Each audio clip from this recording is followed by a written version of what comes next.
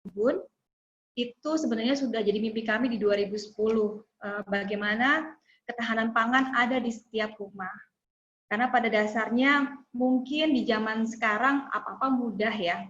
Apa-apa mudah, apa-apa praktis, semua tinggal pesan kemudian ada gitu di rumah. Tapi kan tidak ada yang bisa mengira ternyata kita bisa terlock di rumah dalam waktu 4 bulan. Mungkin ada tipe-tipe yang memang biasa aja, tapi kalau saya dan keluarga benar-benar nggak kemana-mana selama 4 bulan gitu. Jadi benar-benar ikutin standar pemerintah banget. Dan di awal-awal itu, Mas Rizky dan Sobat Iklim, saya yang terbiasa membeli tambahan pasokan sayur organik di online pun mengalami kemacetan. Gitu. Karena mungkin semua orang yang awalnya tidak pesan online menjadi pesan online, akhirnya pasokan sayuran itu dijatah. Petani cukup kewalahan, kemudian kalau datang pun akhirnya, pokoknya tulisannya sold out gitu ya, jadi nggak boleh telat pesan. Padahal mungkin uangnya nggak ready saat itu, gitu kan ya, itu masalah juga. Jadi akhirnya memang mau nggak mau menggali lagi kreativitas kita di kebun ada apa sih. Itu buat saya, buat teman-teman yang memang sudah punya kebun. Tapi kalau yang tidak punya kebun mungkin tuh berpikir banget. Meskipun sebenarnya apa ya, kebutuhan sayuran itu mungkin bukan nomor satu. Cuma itu jadi kontradiktif dengan pemerintah meminta kita untuk meningkatkan imunitas, daya tahan tubuh, kemudian ada panic buying, akhirnya membeli sesuatu yang sebenarnya bukan meningkatkan imunitas, tapi malah ya sekedar gugur kewajiban perut gitu ya, yang intinya makan gitu. Nah sebenarnya balik lagi dari sini sebenarnya pemerintah dan kita mungkin yang sudah aware dengan kesehatan bisa masuk lagi dari lini-lini yang santai, yang kelihatannya enak gitu ya. Jangan sampai memperlihatkan bahwa mencari makan itu misalnya sesuatu yang sangat sulit gitu. Sayuran menjadi sangat langka gitu sehingga tidak makan sayur. Akhirnya mungkin jadi komplain dengan pemerintah misalnya seperti itu, Mas. Gitu. Ini Itu menarik sebenarnya. Ya, mohon maaf. Ini menarik banget sih, karena tadi memang yang saya dengar dari Mbak Sita sendiri, dibilang kan Mbak Sita udah berkebun di rumah tuh dari tahun 2013 ya. Dan sekarang pas ketika ada COVID, ada apa ya namanya, kekurangan pasokan dari supplier karena banyaknya demand, dan akhirnya ini membantu banget. Karena sebenarnya ini penting juga karena negara-negara di dunia, sekarang pemimpin negara di dunia, itu menyangkut pautkan ketahanan pangan dengan COVID. Nah, ketika COVID ini kan banyak yang ditanya nih, kita harus recovery, entah itu recovery ekonomi ataupun recovery kesehatan. Nah, tapi negara-negara khususnya negara-negara partis di UNFCCC, di Konvensi Perubahan Iklim, itu selalu meminta dan menekankan kepala negara untuk recovery dari COVID, tapi recovery-nya itu better, ke gaya hidup yang lebih sehat, atau mendukung dengan visi misi untuk pengendalian perubahan iklim kayak gitu sih. Ini sangat menarik banget. Nah, kalau misalkan Mbak sendiri, ini nanti kira-kira mau ngomongin apa lagi nih Mbak? Soal ini banget. Soalnya aku kalau misalnya ngeliat Instagram Mbak Sita tuh kayak excited banget, kayak banyak tanaman, mau ngapain aja nih kira-kira? Nanti sebenarnya di awal-awal saya akan menjelaskan tentang apa namanya, mau pamer kebun, mau lihat bukan lihatin tapi lebih ke sharing berkebun, kemudian dampak-dampak lain yang sirkular akhirnya dari kegiatan berkebun sih Mas. Oke. Misalkan kayak limbah gitu ya, bagaimana limbah rumah akhirnya dibuat kebun, jadi ya semuanya jadi buat masuk lagi ke dalam tanah dan menutrisi lagi. Ini asik banget nih. Ya udah, daripada panjang lebar, kalau misalkan Mbak Sita mau sharing tuh tadi soal berkebun di rumah kayak gimana, silahkan Mbak, monggo. Aku share screen ya. Oke.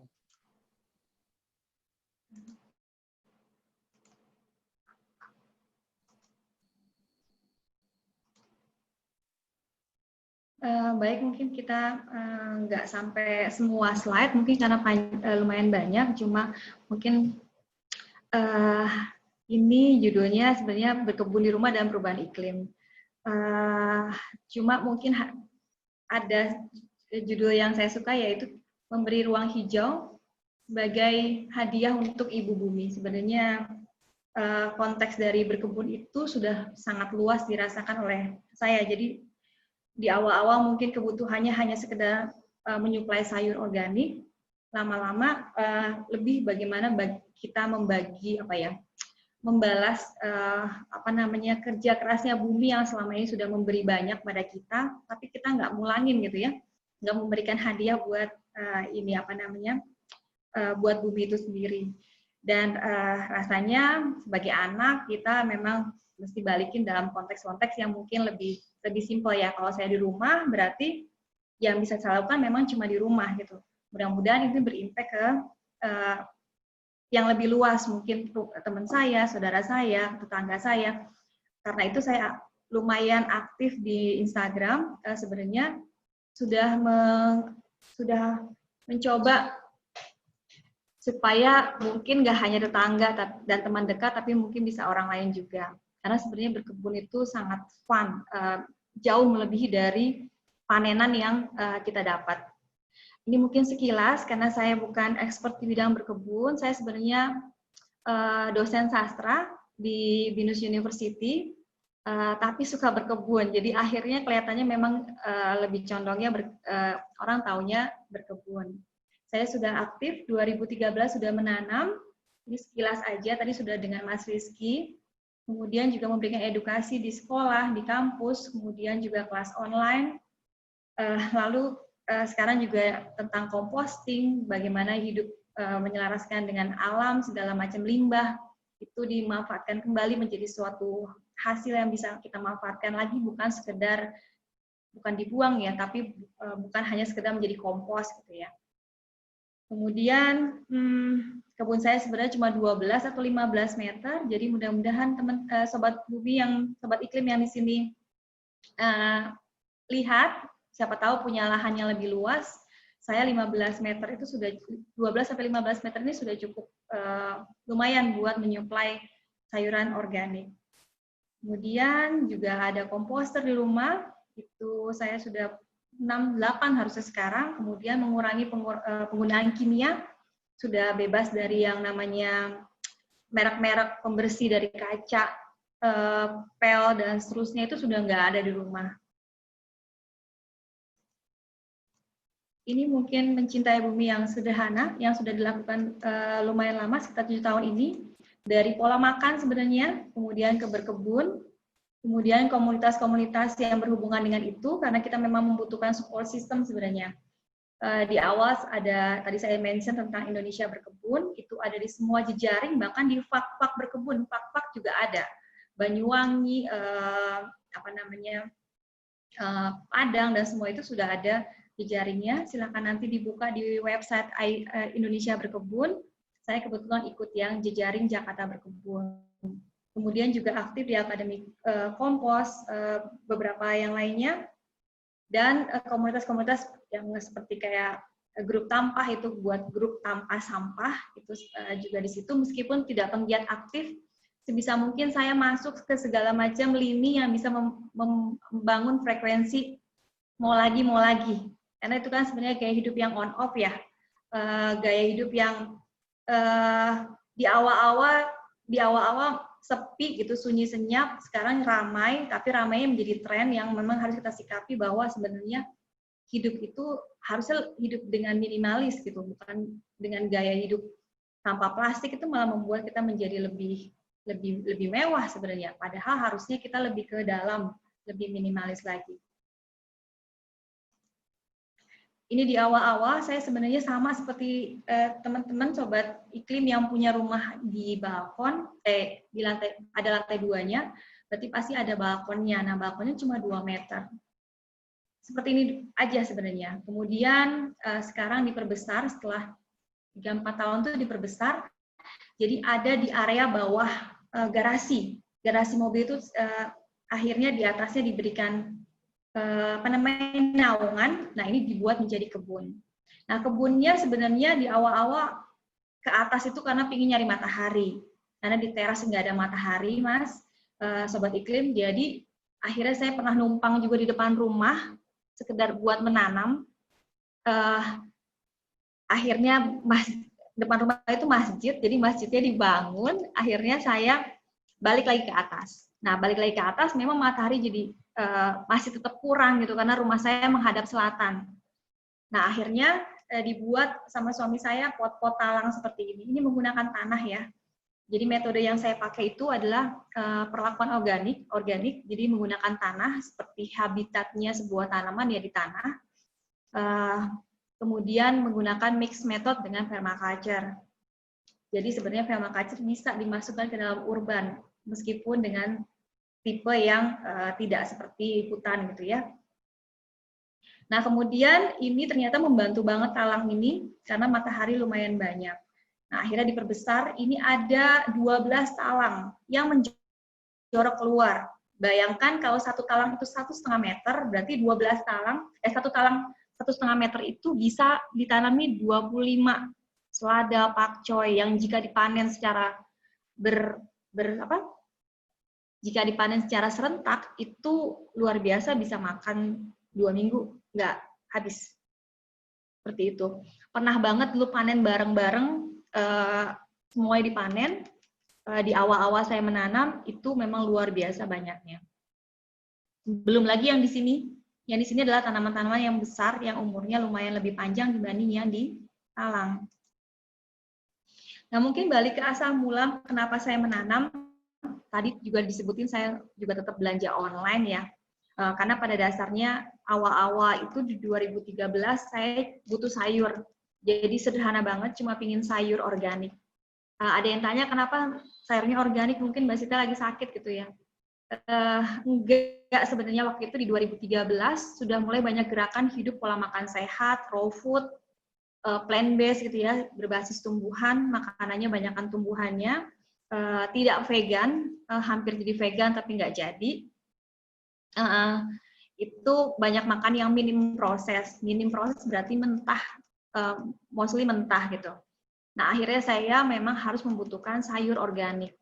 Sayur organik yang saya bisa tumbuhkan di Jakarta itu sangat terbatas. Akhirnya memang saya harus memesan online atau membeli lagi suplai-suplai sayuran yang ditumbuhkan di dataran tinggi seperti kol, wortel itu memang tidak bisa atau kurang bagus ditanam di Jakarta. Nah, kebutuhan sayur ini tidak sedikit Sobat Iklim yang saya butuhkan. Dalam sekalinya jus berdua suami di sarapan itu bisa 1,5 kilo sayur. Padahal kalau kita beli di supermarket, 150 gram itu harganya 16 ribuan. Untuk kale itu juga mahal sekali. Jadi yang kayak gitu-gitu pertama-tama adalah impact-nya dari kebutuhan secara ekonomi. Butuh sehat tapi maunya murah, maunya hemat. Nah, nanam akhirnya gitu. Nah, nanam ternyata nggak sesimpel yang dipikir gitu. Ternyata nanam nggak semudah itu, akhirnya saya belajar nanam. Nah, belajar nanam itu di komunitas jejaring Jakarta Berkebun, Indonesia Berkebun, ada jejaringnya di Jakarta. Nah, berkumpullah orang-orang yang sama seperti saya. Pengen banget bisa nanam, tapi nggak tahu ilmunya. Background-nya semua ada, ibu rumah tangga, pengacara, artis, semua yang ngumpul semua, nggak tahu apa-apa tentang berkebun, diajarkan oleh teman-teman yang bisa berkebun. Nah, dari situ bukan hanya menanamnya jadi nggak gagal lagi, kebutuhan sayur cukup, saya juga punya kebun komunitas. Saya juga bisa edukasi ke masyarakat, dari sana mulai senang berkomunitas. Seperti itu jadi dari 3 ini, jadi mungkin teman-teman atau Sobat Iklim yang pingin banget berkebun atau kegiatan positif apapun, dekatilah jejaring-jejaring atau komunitas-komunitas, karena kemungkinan kita akan bisa mendapatkan energi yang sama, dan itu membuat kita menjadi lebih ajak dalam melakukan lifestyle yang baru. Nah, akhirnya dari situ memang mulai ke kompos, ke minim, kemudian makanannya lebih minimalis, tidak ada sampah yang tidak ada mubazir, tidak lama-lama milih sesuatu juga kalau bisa bikin sendiri, kalau tidak Kalau memilih sesuatu yang online pun dipilih yang paling dekat. Kalau punya teman yang memang udah petani, udah beli di situ aja, sehingga bisa mengurangi jejak karbon. Nah, akhirnya mungkin dibilang selaras alam sih belum ya, mungkin dalam range 100%, mungkin 20-30. Cuma diusahakan makin ke arah situ. Nah, ini saya ini kan 3, hidup selaras alam, minim sampah dan composting. Kenapa? Karena sebenarnya saya melek iklim, Mas Rizky, melek perubahan iklim, melek saya selalu bilang sama suami adalah mu'alaf ya. Bagaimana mu'alaf dengan lingkungan itu bukan dari menanam. Dari 3 ini saya masih lumayan, masih condong maunya sendiri, beli tanah, beli apapun, pokoknya pupuk juga masih pakai pupuk pabrikan gitu ya. Pokoknya saya dapat makan gitu ya. Masih cenderung ke sini. Belum ngerti kalau ternyata segala sesuatu dari tanah ya baliknya sebenarnya bisa ke tanah gitu. Nah, baru mengalami itu, bengong itu ketika mengkompos sekali-kalinya. Jadi mengkompos kemudian jadi tanah gitu ya. Baunya bau tanah. Terus cakep banget komposnya itu dari sampah-sampah yang saya makan. Nah, dari situ saya baru tahu bahwa hidup kita tuh nggak sendiri. Bahkan yang saya di rumah cuma 4 orang, 2 anak, 1 suami saya, itu ternyata nggak bisa hidup kalau nggak ada bakteri-bakteri itu. Nah, bakteri-bakteri itu adalah piaraan kami di komposter gitu, yang ternyata membantu luar biasa. Kebayang nggak sih sebenarnya sampah yang kita sediakan buat dia, kebanyakan dia nggak punya. Jadi jumlah bakteri yang ada, saya pernah ikut seminar, jumlah bakteri yang ada ternyata tidak mencukupi karena sampahnya semakin lama semakin banyak. Nah, dari situ saya mulai iya ya, ternyata yang kita makan itu banyak banget gitu ya, sampai nggak bisa dituntaskan oleh bakteri. Gimana caranya sih? Ya berarti kita makin menyederhanakan pola kita mengkonsumsi sehingga tidak ada sisa. Kalau perlu nir sampah sehingga tidak ada, bisa membantu kerja kerasnya si bakteri-bakteri mikroorganisme yang sebenarnya kalau nggak ada dia nggak tahu bumi gimana gitu ya. Kemudian ini manfaat berkebun, mungkin yang standar teman-teman di rumah sebenarnya berkebun bukan hanya sayuran, Mas Rizky, bisa aja tanaman-tanaman hias, monggo silakan, apapun sebenarnya, karena pada dasarnya semua baik ya. Ruang hijau di rumah itu memang mengurangi jadi kebutuhan 30% ruang hijau di perkotaan. Cuma kalau bisa menyuplai sayur, sebenarnya pemerintah butuh bantuan 30% masyarakatnya menyuplai sayurnya sendiri. Kalau nggak sayur apa? Dari zaman nenek kita bilang tanaman obat. Kalau chef-chef di luar negeri malah menanam semua herbs, bumbu-bumbu dapur yang dia tanam buat dimasak gitu ya. Jadi dia main petik-petik. Itu hal-hal kecil yang indah banget, yang sebenarnya gampang banget dilakukan di rumah. Jadi kalau orang kemarin berburu rimpang, berburu jahe yang sebenarnya belum pas buat panen, makanya rasanya kurang pedas, itu kita bisa awali dari sekarang. Karena rimpang itu 9 bulan panen, Mas. 9 bulan panen berarti kira-kira pandemi selesai kapan sih? Kita belum tahu juga. Mulailah menanam dari sekarang. Jadi dan nggak heboh, dia cakep kok di pot. Saya semua nanam di pot. Bisa mulai dari sekarang. Jangan-jangan bukan hanya bantu kita, tapi juga bantu tetangga atau yang hal-hal yang kecil. Seperti itu. Jadi sayur, kemudian ekosistem. Kenapa saya menggunakan permaculture dan organik? Karena tadi ada kerjasama yang baik dalam ekosistem di dalam tanah. Meskipun di pot, setidaknya saya membantu mereka untuk tetap hidup dan berkembang biak banyak, menyuburkan makanan, balik lagi nutrisi ke dalam tubuh. Tanaman-tanaman itu juga membantu mendatangkan serangga-serangga yang katanya sekarang menjadi mulai langka ya. Teman saya itu khusus Mas nanam tanaman-tanaman inangnya kupu-kupu di rumahnya di kota. Jadi cuma mendatangkan kupu-kupu spesies-spesies langka agar tetap lestari.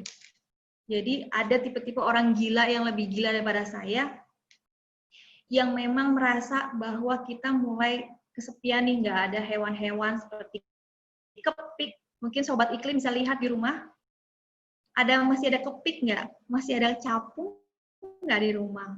Karena mereka itu pemilih hidupnya. Kalau nggak bersih udaranya, mereka nggak bisa hidup. Lebah, sudah banyak penelitiannya, ketika dia mengambil nektar tumbuhan yang berpestisida, mereka akan mandul. Nah, kalau mandul berarti tidak akan berkembang biak. Nah, di televisi sudah sering banget dilihat bagaimana pertanian berhektar-hektar itu disilangkan secara manual, dikawinkan manual supaya menyuplai sayuran dan buah buat kita gitu. Bayangkan seberapa hektar tanaman semangka itu saya lihat di TV di Malaysia itu di kawin silang oleh petaninya. Kawin silang, kawin manual, polinasi manual. Karena nggak ada lebah atau tanaman binatang-binatang penyerbuk yang bisa membantu petani. Karena tanamannya juga dia nggak doyan, bunganya nggak doyan, dia juga mati dengan makan yang pestisida. Ini hal yang udah kelihatan depan mata, di-share terus di Nat Geo, sehingga kita bisa lihat benar-benar kalau itu tuh benar-benar nyata terlihat. Suplai makanan kita mulai dibantu oleh manusia. Nggak tahu nanti 10 tahun, 20 tahun lagi seperti apa, tapi sudah kelihatan. Jadi ekosistem adalah hidden agenda dari berkebun saya sebenarnya, yang akhirnya pelan-pelan itu menjadi target utama dibanding sayur itu sendiri. Gitu. Kemudian udara udah pasti. Kalau menanam di kota banyak yang ngomong, Mbak Sita nggak di fogging ya? Atau tidak ada polusi ya? Karena namanya organik itu standarnya sudah resmi dari internasional. Tidak boleh ada polusi, kemudian harus ini ya. Sedang kita fogging berapa bulan sekali pasti fogging. Tapi jangan lupa Bapak Ibu, Sobat Bumi, dasarnya ekosistem yang tadi saya bilang dalam tanah itu mirip dengan flora bakteri yang ada dalam perut. Jadi kalau perutnya bersih, berarti tubuhnya sehat. Nah, sama, tanahnya baik, ada ekosistem yang baik, dia akan mereduce, meminimalisir segala efek yang dihasilkan oleh ini, diolah lagi sehingga bakteri baiknya menjadi lebih banyak dibanding bakteri buruk. Nah, itulah gunanya kenapa kita mesti menanam organik gitu. Karena sejelek-jeleknya organik, sejelek-jeleknya hasil yang dihasilkan oleh organik, dia itu full banget dengan nutrisi yang udah dipasin sama Tuhan. Kinerjanya udah nggak bisa dipatahkan lagi, karena kalau lihat pertanian zaman sekarang, jangan dikonversikan dengan hasil sayuran yang ada di pasar. Itu berulang-ulang diomongin. Mau dicuci pakai air apapun, saya sering banget ngasih pelatihan, Mbak Sita, itu kalau tanaman kangkung di pinggir Jakarta, itu tumbuh tuh gede-gede aja, baik-baik aja gitu ya. Dimakan juga saya nggak langsung meninggal gitu ya. Iya, sama. Kita pun ditempatin dimanapun sebenarnya bisa adaptasi. Tapi sebenarnya kalau Bapak Ibu punya kebun, pasti namanya rumput pun akan dikasih obat. Tanahnya itu akan dikasih pupuk urea, NPK, itu belum pestisida ya. Jadi ketakutan manusia itu kan pestisida. Padahal di awal-awal menanam, itu banyak banget yang mesti dikhawatirkan. Dan dia masuk sistemik di dalam tanah. Belum lagi nanti ketika hidup dia akan namanya ada perangsang buah, perangsang bunga, dari benihnya saja sudah di-coating dengan pestisida. Belum pestisidanya. Jadi kalau pestisidanya dicuci dengan cuka apel seperti yang sudah banyak marak disebutkan, cuka apel, garam itu hilang tuh kurang. Tapi dia hidup di dalam akarnya di dalam batang, stomata dan seterusnya, klorofil yang di dalam jaringan-jaringan daun dan seterusnya, itu sudah masuk semua kimia di awal menanam. Jadi nggak mungkin dibilas pakai apapun. Nah itu yang membuat saya ya tadi harus menanam, terutama malah di tanaman yang ece-ece yang sebenarnya kita bisa beli dengan harga murah, seperti bayam, kangkung. Saya udah nggak mau beli lagi kecuali saya nanam atau membeli organik. Bukan sombong, tapi memang prosesnya semakin sederhana itu sayur, semakin banyak perlakuan yang dilakukan sama petaninya. Seperti itu. Nah, makanya tanah sekarang menjadi keras, Mas Rizky, Sobat Bumi. Keras Mungkin kalau yang pembukaan lahan, kemudian lahannya dijadiin tanaman sayur, belum erosi dan seterusnya, kita juga mengalami bagaimana tidak ada lagi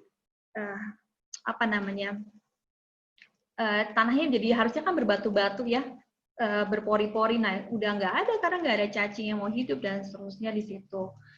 Nah, akhirnya memang kalau ada lagu ditancap gitu jadi sayuran atau disebar jadi tanaman yang enggak juga di Jakarta udah pasti sulit. Silakan dicoba menggunakan tanah Jakarta, apakah bisa tumbuh dengan baik? Jika sering ditanami udah pasti baik ya, tapi yang benar-benar wilayah yang memang lahan tidur tidak pernah mendapatkan apa-apa pasti akan lebih susah bertahan hidup. Begitu. Kemudian yang tadi jejak karbon, dalam arti jejak karbon, ketika kita menanam, otomatis tidak banyak yang saya beli di luar. Tidak banyak saya keluar, terus kalau bisa dihabiskan. Kemarin, ada suara ya?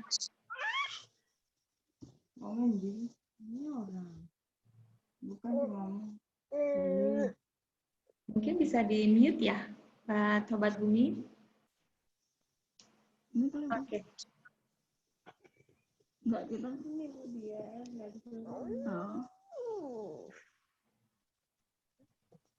Mas Rizky suaranya hilang loh. Aku suaranya hilang nggak? Oh, iya. Mohon maaf. Tadi suaranya hilang ya. Bentar. Ya, sudah sekarang. Udah ya. Oke. Buat seluruh Sobat Iklim yang baru saja bergabung, mohon untuk mute mikrofonnya, untuk mematikan mikrofon, dan mematikan juga video. Jadi kita jalan acaranya lebih enak. Silakan Mbak dilanjut lagi. Iya, tadi sampai di jejak karbon, kalau bisa memang tidak membeli dari luar gitu, kalau bisa sedekat mungkin dengan area rumah kita, itu benar-benar diusahakan. Kemudian memang sebanyak mungkin terserap dalam tubuh. Sebenarnya kalau lihat dari ini panenan asli, Sobat Iklim, jadi kalau dibilang bisa menyuplai apa sih kebun gitu ya. Berapa macam di sini? Di sini ada selada, ada kale, ada bayam, ada cabai, ada terong, ada okra, ada kacang panjang, kemangi, ada ini nih, Mas Rizky nggak tahu nih pasti nih. Apa tuh? Nggak kelihatan juga. Oh, nggak kelihatan ya? Enggak. Ini namanya krokot, Mas Rizky. Krokot itu sebenarnya gulma. Tapi kalau searchingnya pakai bahasa Inggris, purslane ya, itu superfood loh. Oh. Coba cari nanti keywordnya purslane. Purslane ya. Nah, kalau di Jawa ini udah biasa banget dijual di pasar. Dan ternyata lucunya dia adalah gulma. Jadi gulma yang ya berarti kalau gulma mengganggu tanaman kan sebenarnya ya. Tapi kalau saya sih sebenarnya gitu ya, takutnya dia ngambil nutrisi dari tanaman kita gitu. Ternyata dia gizinya luar biasa. Ditanam di talang-talang saya itu bisa gendut-gendut, bukan ditanam, tumbuh sendiri di talang-talang atau di pot-pot saya itu gendut-gendut banget karena memang kenyang sama itunya ya, dengan tanahnya. Ini sehat banget. Bapak Ibu mungkin bisa, Sobat Umi bisa share, bisa nanti cari. Ini gratis dari alam. Asal nanam lembab, dia pasti tumbuh sendiri, dibawa sama si burung. Jadi kebayang ya Bapak Ibu, caranya Tuhan ngasih kita makanan tuh ajaib ya. Bukan kita yang menyebar, ada binatang-binatang yang menyebar. Makanya kalau Sobat Bumi pergi ke rumput itu kan suka pada nempel-nempel tuh rumputnya. Nah itu dibawa lagi sama ibu pergi kemana lagi gitu. Makanya selalu ada jenis-jenis tanaman yang terbawa ketika kita pergi. Kitalah juga yang membantu membuat tanaman-tanaman itu tetap ada. Nah kalau nggak ada burung, nggak ada lebah, dilepehin sama dia gitu, habis makan sebutunya dia kemudian dilepehin, nggak tahu. Jangan-jangan kita butuhnya taunya cuma sawi, wortel dan seterusnya. Padahal sayuran yang liar itu kalau diteliti di luar negeri itu udah masuknya superfood. Kemudian ini kangkung. kangkung. Jadi kebayang sudah berapa sayuran yang bisa saya makan dalam beberapa hari. Misalnya ada sawi. Jadi ini ditanam memang bermacam-macam. Jadi bukan mirip kayak pertanian konvensional yang monoculture, yang cuma nanam satu tanaman, tapi memang permaculture yang memang menanam polyculture yang dimana semua tanaman ada dan dia saling membantu. Saya ada hama pun makan sawi saya masih bisa makan kangkung. Kangkung nggak ada, saya masih bisa makan yang lain. Jadi kebutuhannya itu kayak ekosistemnya itu juga dari varian sayur yang bermacam-macam. Ini dari satu kali makan. Saya sih berdua ya, jadi makan nanam pare satu, misalnya panennya 2, ya buat 2 hari, karena memang yang doyan pare cuma saya. Terong yang doyan anak saya sama saya. Jadi cukup banget. Nah ini mungkin yang paling lumayan menjadi perhatian beberapa setahun 2 tahun ini adalah bagaimana memanfaatkan limbah buat kebutuhan dalam rumah. Belum bagus sih Mas, intinya saya masih tipe ala rumah tangga yang kalau ada namanya grey water. Grey water itu saya misalnya ngukus sayuran, di rumah mana ada yang nggak ngukus sayuran, merebus telur, apapun ya yang hubungannya itu, nyuci sayuran, itu airnya saya tampung. Ribet nggak sih? Iya ribet, tapi sekarang happy karena tahu tujuannya apa. Jadi nggak beban. Memang yang melakukan saya, jadi kalau ada ada pembantu rumah tangga misalkan, ya tetap kita yang mesti ngelakuin gitu. Ntar lama-lama mungkin dia akan melihat ibunya yang kayak gini-gini nggak dibuang gitu. Nah itu grey water itu bukan hanya kukusan sayur dan seterusnya, juga ada air cucian beras. Saya juga nyuci baju misalnya menggunakan lerap misalkan, atau buat ngerendam sayuran pakai cuka apel misalkan, itu semua disimpan. Nanti disiram buat tanaman. Jadi nggak usah pakai pupuk pun sebenarnya grey water itu sudah menutrisi. Air cucian air AC itu juga saya apa namanya? Tampung. Saya apa sih Mas, tampung. Saya tampung kemudian buat disiram di kebun. Ini Kemudian, kalau soal grey water, saya ingat nih kalau misalkan saya di rumah suruh misalkan mau masak beras, cuci beras gitu, terus kata ibu saya, itu airnya jangan dibuang katanya gitu kan, siramin ke anggrek katanya biar subur. anggrek ya, iya. Iya pakai air cucian beras gitu, Mak. Nah, air cucian beras itu kalau diendapkan semalam itu lebih kaya lagi nutrisinya karena dia fermentasi. Gitu. Jadi mau dapat yang segar boleh, berarti dia efeknya sebagai grey water, sebagai penyiram, buat nyiram tanaman. Kalau diendapkan dia bisa menjadi pupuk gitu. Atau bioaktivator buat mempercepat pengomposan, dekomposisi dari sampah-sampah kita di komposter. Oh, ini baru tahu banget nih aku nih. Bener-bener aku baru tahu banget. Iya. Lanjut Mbak. Ini aku tahu banget nih kayak. Kemudian media tanam, dan media tanam di sini maksudnya kita kan membutuhkan tanah ya. Tanah itu media tanam, tapi memang nggak bisa nanam pakai tanah doang. Jadi memang ada campuran-campurannya. Nah, media tanam di sini berarti limbah-limbah seperti kita habis pruning, pangkas-pangkas itu kering-kering bisa jadi mulsa. Mulsa itu jangan pakai plastik ya Sobat Iklim, karena kalau pakai plastik, nanam juga kalau bisa jangan pakai polybag. Sebisa mungkin cari pot yang kokoh. Karena mulsa kalau itu apa Mbak? Maaf. Mulsa itu semacam penutup lapisan di atas tanah. Biasanya kalau Mas lihat di pertanian konvensional itu ditutupin bedengannya ditutupin pakai plastik. Supaya nggak tumbuh gulma maksudnya. Terus air pun nggak cepat nguap sehingga petani nggak perlu nyiram terus gitu ya. Apalagi di musim kering. Nah, sebenarnya ada cara mulsa yang lebih ramah lingkungan. Menggunakan daun-daun kering. Bahkan bisa pakai tanaman-tanaman yang berakar pendek, jadi mulsanya hidup. Kita bisa masak, bisa manfaatin sayurnya juga buat dimasak gitu. Jadi kalau bisa tidak menggunakan plastik, Gunakan pot-pot juga yang wajar, pot yang plastik itu murah banget, harganya 6.000 sampai 12.000, bisa 3-4 tahun kalau nggak pecah, dibanding pakai polybag. Karena polybag itu gampang hancur, gampang dirobek kalau kita mau mindahin. Akhirnya jadi sampah plastik. Kemudian media tanam yang lain adalah kompos. Jadi memang saya belum mandiri kompos banget, karena kompos itu kan lama jadinya ya. Bisa pakai cacing sih Mas, cuma saya belum berani. Jadi benar-benar natural pakai apa namanya, ya dibiarin aja begitu jadi kompos. Nah itu media tanam saya sudah bisa dari kebun sendiri. Kemudian pupuk itu hampir semua saya buat sendiri dari pupuk. Pupuk apa? Memang tidak sebagus NPK kimia yang dijual, kayak itu loh Mas, nasi basi itu saya jadiin pupuk. Tapi harus dibikin jamur dulu.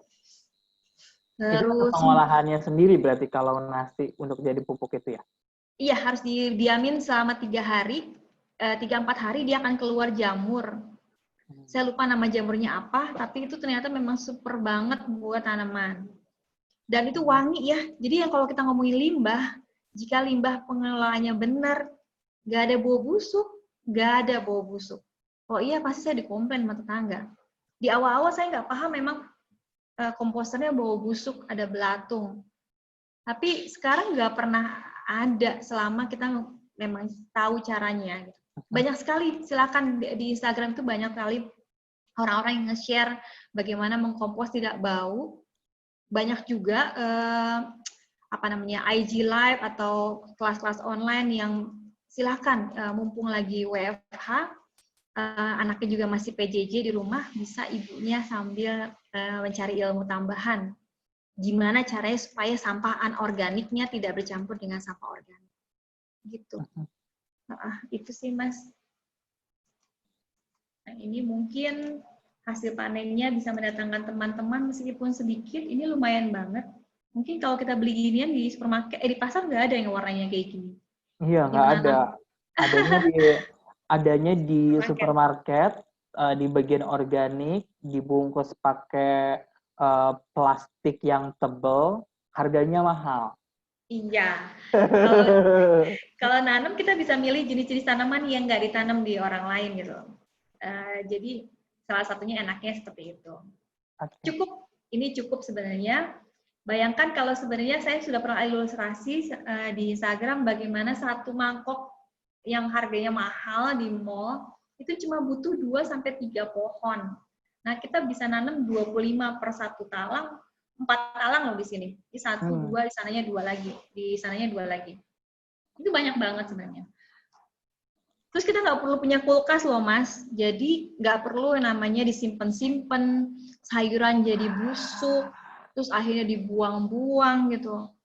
Ya, makan hari itu pinginnya apa, tinggal metik secukupnya. Malah orang bule ngajarin panennya daun-daun terluarnya aja. Gitu, itu boleh. Tapi kalau saya memang langsung cabut. Karena kalau makin lama selada biasanya pahit. Nah, gitu. Ini tanah ya, teman-teman. Talang ini sebenarnya kayak pot, di bawahnya ada lubang-lubang kecil. Gitu. Nah, cukup di sini. Kemudian ini sustain dalam arti kalau lihat di sini kale ini kan heboh ya, Mas Rizky. Dia itu sekilo 150.000. Yes. Kalau jus dikasih itu jadi premium banget. Padahal kalau kita nanam 2 tahun nggak berhenti panen. Itu ditanam dari bibit, Mbak? Dari biji? Dari biji. Gitu. Biji. Iya, dari biji. Dia masuk tanaman biennial yang bisa hidup 2 tahun. Cuma diambil daun bawahnya doang. Kalau buat ngejus nggak boleh banyak-banyak, sekitar 8-10 lembar. Kalau kebanyakan nanti vitamin K-nya tinggi banget. Nah, ini bayangin jus premium ada di rumah kita yang nanamnya segampang nanam pohon singkong. Sayang banget kalau kita nggak nanam. Dan ini jadi bagus banget. Ada 2 tipe, yang curly, yang keriting, sama yang panjang-panjang ini Nero nih. Ini kalau ditanam, kalau ada tamu, taruh aja di dalam rumah, itu bagus banget. Jadi kayak tanaman hias. Kemudian ini mandiri, saya bukan hanya mandiri sayur, tapi juga sebisa mungkin mandiri benih. Jadi ada beberapa yang memang dibenihkan supaya bisa berkelanjutan. ini kalau diminta sama Pak Rea dan Mas Rizky kemarin, apa sih ada hubungannya dengan iklim tidak sih menanam? Ada banget, ada banget. Saya yang merasakan rumah menghadap selatan, itu ngerasain banget bagaimana matahari misalkan rotasi matahari itu udah kayak hadiah yang saya nggak dapet tahun penuh. Jadi benar-benar dijatah. Kecuali memang rumah yang benar-benar pure matahari. Matahari itu inti ya, sobat iklim, untuk menanam. Jadi kalau nggak ada matahari, agak sedikit kurang bagus tanamannya. Nah, kalau misalnya hubungannya sama iklim, udah pasti yang tadi bagaimana kita panas banget ya nggak beres-beres gitu. Atau misalkan hujan terus, padahal udah waktunya nih kita nanam yang jadi saya memisahkan mana yang nanamnya di musim panas, mana yang nanamnya di musim bukan musim panas ya kayak di luar negeri, musim kemarau. Kemarau dan hujan kalau di sini. Musim durian nggak ada ya Mas? Oke. Tapi saya memang mengklasifikasinya menjadi 3 musim kemarau, musim hujan, dan musim hama. Pasti teman-teman yang nanam tahu banget nih, musim hama memang ada di kedua musim ini. Dan aneh-aneh gitu ya, makin sekarang tuh makin aneh-aneh Mas. Jadi hubungannya juga dengan siklus iklim, bagaimana mereka akhirnya bermigrasi, berpindah, sebenarnya nggak ada di situ gitu loh. Belum lama saya kena ulet bulu banyak banget, tapi nggak sekebun. Jadi hama itu tidak seperti kayak manusia yang geragas gitu ya, makanya banyak pagi, siang, sore gitu. Mereka yang makan sayur kita itu pelan-pelan karena giginya juga nggak ada ya. Terus dia nggak heboh, maksudnya di tanaman itu doang, dia nggak doyan tanaman sebelah gitu. Nah itu gunanya menanam dengan bermacam-macam, sehingga dia terkecoh, oh ternyata makanannya pahit ya, pindah ke sini. Oh makanannya ini bau atau pedas gitu ya. Menanam yang mempunyai rasa, mempunyai bau, mempunyai warna, itu akan mengecoh si hama-hama ini. Karena dasarnya hama itu kan nanti dimakan sama predator yang mungkin ada di dalam ini kita. Jadi hama itu teman juga gitu loh. Buktinya stabil ekosistem, lingkungan kita, dunia kita, hidup kita adalah mereka semua ada. Jadi tidak membuang. Kan sekarang gitu ya, pertanian bebas pestisida. Berarti kan membebaskan dari hama. Gak ada hama, berarti gak ada makanan loh buat binatang-binatang predator yang seperti kayak kupu-kupu, kepik itu butuh makan apit loh. Apit itu kutu putih. Jadi kalau itu nggak ada, kepik nggak ada gitu. Jadi mau yang mana? Mau nggak ada semua. Yang nggak ada semua berarti cuma manusia doang loh. Kalau lihat kemarin di videonya Ditjen PPI KLHK, ya salah satunya adalah tadi kehadiran mereka adalah sebagai salah satu bukti bahwa bumi kita seimbang gitu. Nah jangan dihilangin. Saya sih nggak pernah nyemprot Mas. Selalu pertanyaannya gimana cara menghilangkan ini. Hama nggak dihilangin, mereka boleh hidup bebas, senang-senang di kebun saya. Tapi saya mesti makan juga, jadi sharing. Perspektifnya ya yang dirubah gitu ya, bukan menghilangkan, tapi oke, ini saya ingatnya jadi kayak apa ya, kayak makhluk halus gitu misalkan, ya udah kamu ada di situ asal jangan ganggu saya gitu ya. Iya benar-benar. Cuma ya kan memang karena dalam permaculture sendiri ada pembelajaran tentang fair share, Mas. Jadi kita mesti memang fair di sini sebagai kan sebenarnya Tuhan itu menciptakan makanannya dulu. Manusia baru dicemplungin ke bumi gitu. Jadi intinya Tuhan sudah mencukupi, Allah sudah mencukupi dengan biota dan semuanya, dengan mikroorganisme dan semua tanaman, tumbuhan itu udah dicukupin sebelum kita memang dilahirkan di bumi gitu. Jadi cukup sebenarnya, cukup buat kita dan buat mereka yang kasat mata dan yang tidak kasat mata gitu. Jangan-jangan dia duluan yang hidup dibanding kita, jadi kita memang ganggu mereka, bukan sebaliknya loh.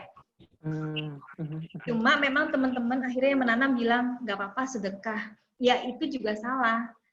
Artinya petaninya harus kenyang dulu. Intinya jangan sampai petani kelaparan. Jadi kami ini yang berkebun ini selalu punya moto petani nggak boleh kelaparan, petani nggak boleh makan, nggak boleh kurang gizi, nggak boleh stunting, dia harus sehat dulu. Nah, sisanya berapa persen memang di-share buat ekosistem gitu. Jadi jangan dibalik, nggak apa-apa dimakan, sedekah saya gitu. Ya dia jadi nggak makan sayur. Seperti itu. Ini Kemudian, menarik banget. Lanjut. Ini masih ini. bosen nggak ya saya ngomongnya? Apa mau Enggak, share? ini kalau saya sih ini saya excited banget karena ternyata apa ya, melebihi ekspektasi saya. Maksud aku ini belum selesai. Ini saya nyambung tengah-tengah aja. Maksudnya tadi ngomongin gimana sih bercocok tanam di rumah itu seperti apa dan semuanya perubahan iklim. Tapi akhirnya Mbak juga ngejelasin kayak hal-hal filosofis mendasar untuk ngasih tahu aku ya, dan mungkin ngasih tahu sobat iklim juga untuk tadi shifting paradigm untuk hidup berdampingan dengan alam. Ini sih yang aku sangat menarik banget dan perlu banget. Lanjut. Kalau aku senang banget. Ya, kemudian memang kalau lihat aja bagaimana perubahan iklim itu terdampak banyak, itu yang paling banyak terdampak pasti petani kan ya Mas. Makanya kalau banyak artikel yang mengatakan mereka itu udah pindah-pindah switch jenis tanaman, switch juga masa menanamnya harusnya bulan ini menjadi berganti bulan ini, itu pinternya petani gitu. Makanya kalau kemarin ada pertanyaan, apakah petani-petani urban yang menanam di perkotaan itu akan memberikan ancaman buat petani di konvensional, di pedesaan itu ya, di daerah pertanian? Enggak dong gitu. Karena memang kami jalan bareng dan memang tidak semua bisa kami tanam.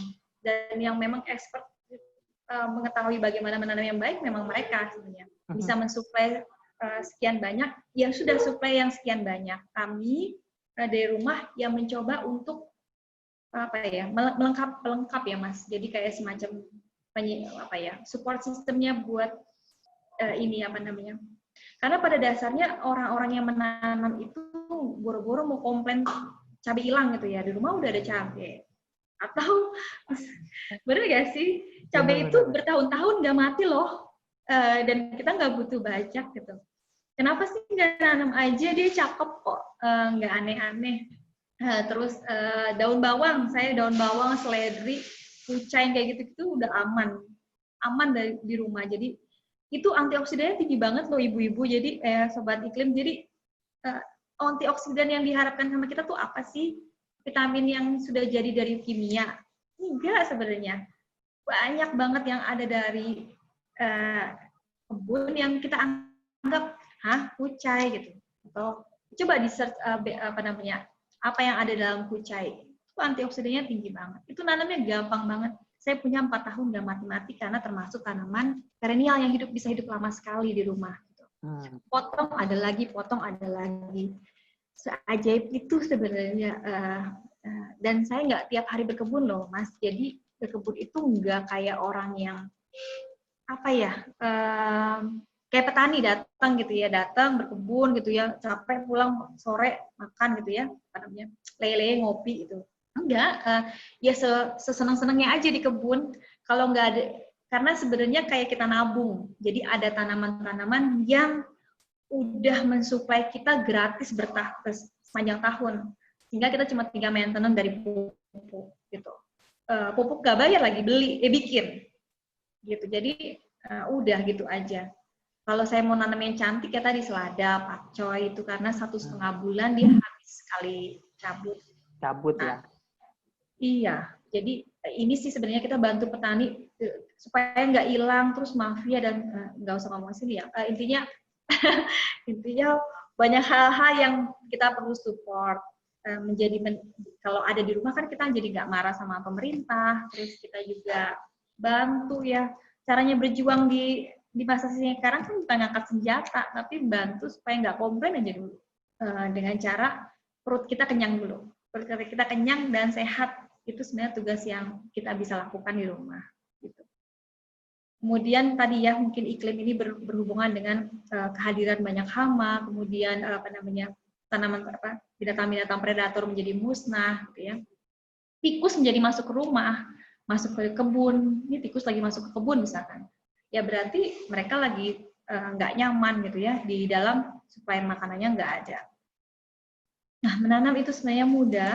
Ini saya cuma mau kasih share aja, cepet aja yang ini. Ini sebenarnya ada 3 hal.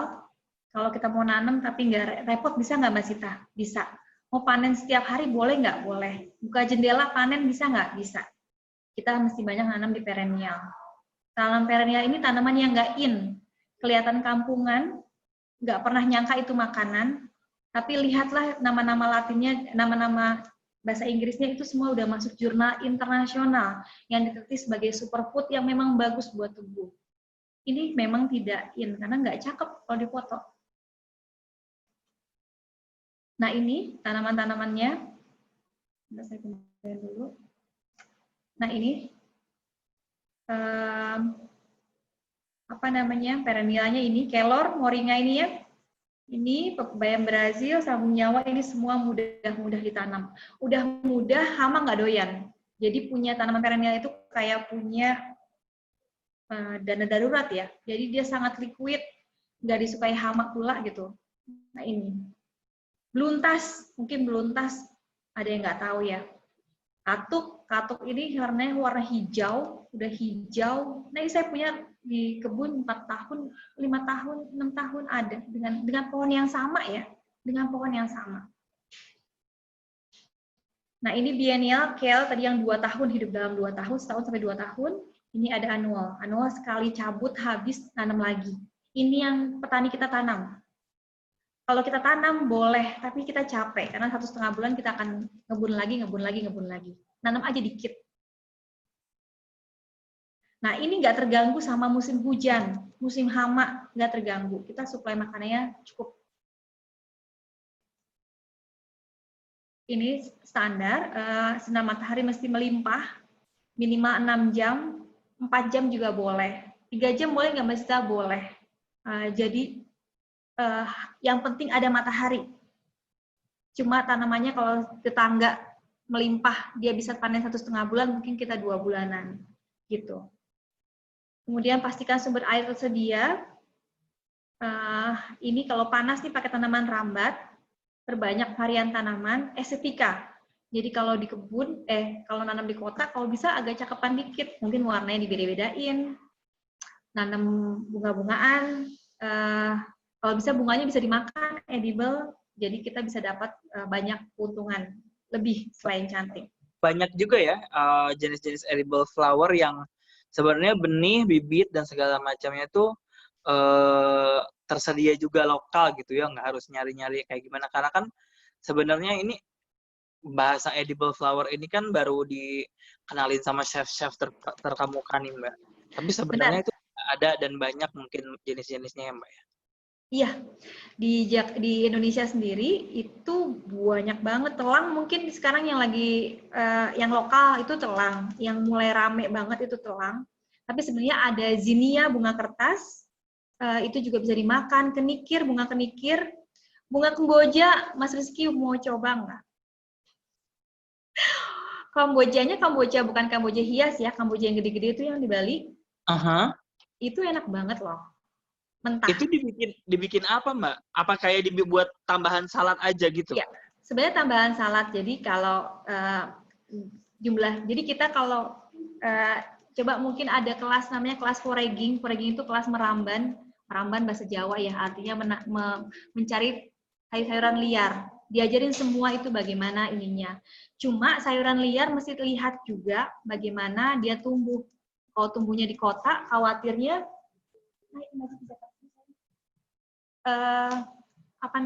khawatirnya dia tempat tumbuhnya itu memang lalu lalang mobil, ada residu logam dan seterusnya. Jadi sebisa mungkin memang nanamnya di rumah misalkan ya, dalam kurun berapa lama dia berbunga itu bisa dikonsumsi. Konsumsinya juga jangan banyak Mas, maksudnya segala sesuatu itu memang kita mesti lihat reaksi tubuh. Tapi nggak kenapa-napa, cuma jangan jadi pengganti nasi. Oke. Udah karena pingin sehat jadi ganti nasi mau bunga gitu ya, itu mah jadi susana kita ya. Iya. Mbak, by the way, ini kita ada kedatangan juga Direktur Mobilisasi Sumber Daya Sektoral dan Regional, Bapak Wahyu Marjaka. Selamat pagi, Pak Wahyu. Selamat pagi, Ada Pak. sepatah dua patah kata nih, Pak, buat Sobat Iklim di Cengkerama Iklim ini, Pak. Ya, saya lagi. Ya. Ya, terima kasih Mas Maul, teman-teman semuanya. Pertama, saya mengapresiasi sangat dengan Mbak Sita ya, yang sudah begitu bagus nih. Terima kasih sharing kepada kita pengalaman sehari-hari yang menjadi jadi referensi kita untuk berpraktek untuk mengawal perubahan ya. Sebetulnya yang paling penting adalah perubahan mindset buat kita semuanya. Dengan hal-hal sederhana kita bisa merubah mindset kita, merubah budaya kita, merubah kebiasaan kita menjadi lebih baik ya. Mempertimbangkan masalah sampah, mempertimbangkan masalah perubahan iklim dan yang lainnya. Jadi sekali lagi kami dari Dirjen PPI, saya mewakili Pak Dirjen kalau boleh, adalah mengucapkan terima kasih ke Mbak Sita nih atas semua kontribusinya lah tadi ya. Saya perhatikan betul, walaupun saya masuknya agak belakangan, tapi ternyata memang yang seperti inilah yang kita perlu dorong terus-menerus ya. Jadi teman-teman semuanya, tidak hanya dari kami, tapi justru dari model kayak Mbak Sita ini yang bisa menjadi challenge, menjadi pionir-pionir yang luar biasa ke depannya. Kalau nggak ada seperti ini, kami bergeraknya dari sisi pemerintah saja, saya pikir akan terlalu tidak cukup efektif sebetulnya. Jadi partnership dengan kondisi seperti ini akan kita berharap lebih baik lah ke depannya. Jadi saran kami juga ke tim, ke teman-teman semuanya, lakukan yang lebih bagus lagi, lebih besar lagi. Ini saya akan support everything gitu ya, bila diperlukan ya, untuk ke depan dari forum-forum semacam ini. Karena masyarakat perlu tahu, masyarakat bisa berubah dengan cara-cara seperti ini. Itu saja mungkin Mas Maul ya. Terima kasih. Terima kasih, Pak.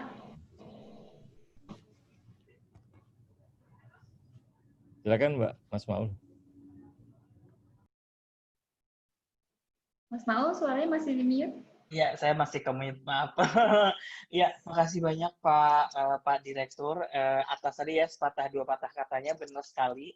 Sebenarnya tujuan dari diadakannya Cengkerama Iklim ini sebenarnya selain kita ngasih tahu isu-isu perubahan iklim itu seperti apa, dan ngasih tahu juga sebenarnya isu perubahan iklim itu sangat dekat dengan kehidupan kita sehari-hari gitu. Bahkan ternyata bercocok tanam dan berkebun di rumah aja itu sebenarnya sangat berpengaruh terhadap perubahan iklim. Dan memang tujuan dari akhirnya adalah semoga dengan acara-acara kayak gini kita juga bisa berkontribusi terhadap perubahan mindset masyarakat luas untuk memiliki pola hidup yang lebih hijau, berkelanjutan, dan yang pastinya memiliki resiliensi terhadap perubahan iklim. Itu Mbak. Ini tadi obrolannya seru banget nih. Tadi terakhir kita ngomongin bunga ya Mbak ya? Iya Mas. Ngomongin bunga. Nah, jadi ntar habis dari sini langsung nyoba bunga ya Mas? Kalau saya sebenarnya, kalau bunga, saya bunga apa ya? Bunga pepaya. Serah. bunga pepaya, saya sering makan bunga pepaya. Tapi ya, bunga telang saya suka dibikin teh, kadang ada juga dibikin salad. Itu aja sih. Tapi tadi kayak bunga Kamboja itu kayak diiris atau langsung makan aja? Langsung aja. Langsung aja ya. Atau dibikin tempura boleh Mas. Kalau di Jepang udah biasa itu. Oh, bikin tempura. Nah, itu dia kan. Jadi hal yang kayak gitu yang kita nggak tahu. Menarik banget. Karena kalau nanam bunga yang tidak sesuai musim kan, misalnya banyak banget orang yang nanam bunga, belinya benihnya benih luar negeri, memang susah payah Mas. Akhirnya banyak sekali mubazir ya beli benih-benih. Kita tinggal eksplor yang ada di Indonesia sebenarnya banyak banget gitu. Dan memang nggak ada rasa, jadi bunga itu bisa ini kita nggak tahu ya, kalau gado-gado itu kalau dipercantik mungkin kayak seperti shape, mungkin orang-orang bisa makan dengan sukacita. Mungkin anak muda juga makan itu dengan senang, dengan warna-warni gitu. Itu yang urap gitu, mungkin bisa dikasih bunga-bunga itu kan menarik banget. Kadang-kadang memang orang itu nggak kebayang mau dimasak seperti apa. Makanya kadang-kadang kemarin saya share tentang salad tapi dari kelor itu rame banget. Apakah itu bisa, karena di daerah saya itu jadi mistis. Buat Daun kelor ya? buat ngilangin apa sih namanya itu? Apalah itu ya Mas. Jadi mereka takut banget makan itu dan suka diketawain. Padahal di beberapa tahun ke belakang itu saya beli bubuk kelor itu mahal banget yang import, cuma karena gara ngomongnya superfood gitu, pokoknya di label superfood orang tuh pasti mau beli gitu ya. Padahal itu panen cuma satu pot itu dikeringin kemudian di blender, itu udah jadi sama. Bahkan kalau teman-teman punya tanah yang lumayan besar, sudah banyak yang menjadi usaha. Kita sudah ekspor ya ke Jepang kalau nggak salah, moringa itu Pak, kelor. Ya. Jadi itu Mbak, kalau ditanam, iya Mas. Mohon maaf nih, ini kita karena benar-benar santai dan flow-nya benar-benar santai juga ya, enak ininya.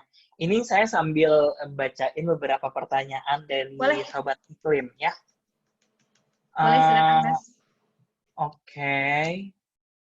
Ada ini nih Mbak, ada sebagai anak kos. Saya juga anak kos sebenarnya. Dengan minim tanah. Gimana nih berkebun yang mudah dan praktis? Sharing pengalamannya Mbak, apa kayak tanam apa atau kayak gimana? Medianya kalau misalkan anak kos mending ini aja atau mending tanam pohon ini aja, gimana gitu loh. Kayak gitulah tips and triknya. Kalau buat anak kos tahu sendiri Mbak, tanahnya tidak seluas halaman, bahkan mungkin juga nggak punya halaman gitu kan. Iya, langsung jawab ya Mas? Iya, jawab aja langsung.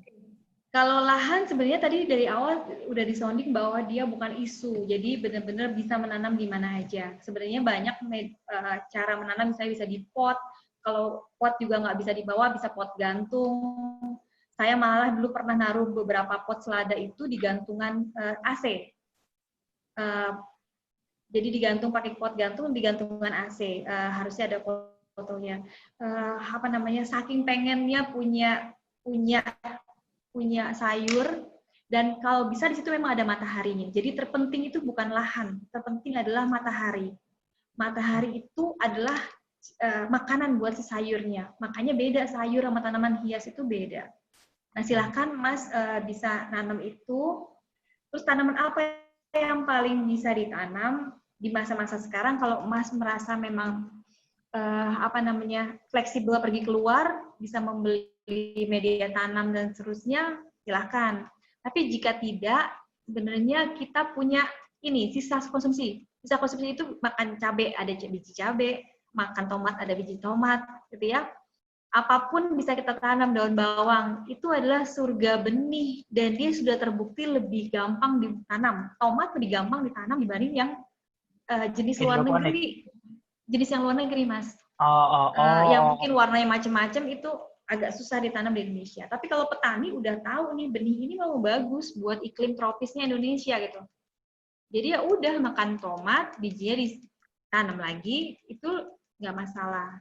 Cuma kalau tomat kan susah ya. Mungkin butuhnya sawi gampang Mas. Sawi, kangkung, bayam itu gampang banget. Boleh nanam itu. Gitu. Kalau yang suka malah banyak tanaman yang tinggal ditancap, itu bisa jadi. Kalau itu dirasa susah banget, coba aja beli dulu bibit-bibit. Bibit itu tanaman ya, benih itu biji. Jadi kalau beli bibit itu berarti tanamannya udah ada, mungkin tanaman baby segini. Nah, boleh nanam dari situ dulu. Buat gali moodnya itu loh, gali senangnya dulu. Nanti lama-lama dia akan tertrigger buat nanam dari biji, nanam apa lagi. Jadi memang perlu saya juga nanam dulu nggak banyak kok Mas, cuma kangkung bayam, karena dia 21 hari bisa panen. Kata guru saya itu buat maintain rasa sabar, yang biasanya nggak sabaran, nanam suruh nunggu 1,5 bulan kan keburu tidur katanya. Iya. Nah, jadi mungkin bayam kangkung bisa. Terus ini anak kos nggak ada masalah sih, banyak teman-teman saya di kos-kosan boleh boleh ngobrol sama ibu kosnya, mungkin punya lahan, dia malah seneng. Atau ya tadi kalau ada balkon atau apa, dia bisa bisa menanam. Itu aja sih, Mas. Yes. Ini saya bacain juga pertanyaan yang lain. Ini nih, tadi kan Mbak Sita juga bilang bahwa kalau bisa menanam itu harus varietas tanamannya banyak gitu, nggak monoculture sama. Ada tanaman apa aja nggak yang kira-kira yang tadi yang bisa dipetik banyak setiap tahun, jadi nggak harus cabut-cabut terus. Dan tumbuhannya kira-kira apa aja gitu. Dan ada juga yang nanya gimana nanti cara ngolahnya, kayak krokot itu tuh kayak gimana cara ngolahnya. Terus kadang kan kita tahu nih kalau ngolah makanan itu ya tadi kita taunya sawi, bayam, kangkung yang gitu-gitu aja kan. Nggak tahu nih taunya tanaman yang tumbuh, panen, cabut, harus tanam lagi dari awal. Tanaman apa aja sih yang sebenarnya bisa sustain, yang kita ya udah tiap hari pun bisa dicabutin ininya, dan gimana pengolahannya? Ada cerita nggak? Menu kalau nggak tahu. Oh iya, menu tadi saya malah nggak share di sini ya. Tapi ini tadi jenis yang bisa dilihat, tanaman-tanaman yang gampang banget ada sepanjang tahun adalah yang perennial. Selain ini silakan searching di Google, banyak banget. Tapi dasarnya ini yang saya tanam di rumah. Jadi memang sudah ada tanaman di rumah. Kelor saya punya dua. Satu kali panen itu bisa 3-4 hari saya makan kelor nggak habis-habis. Terus kelor itu bisa di jus, bisa di salad. Kita itu kan mentok saladnya, kita ngebayangin itu kan salad selada ya. Selada, padahal nggak harus kayak gitu.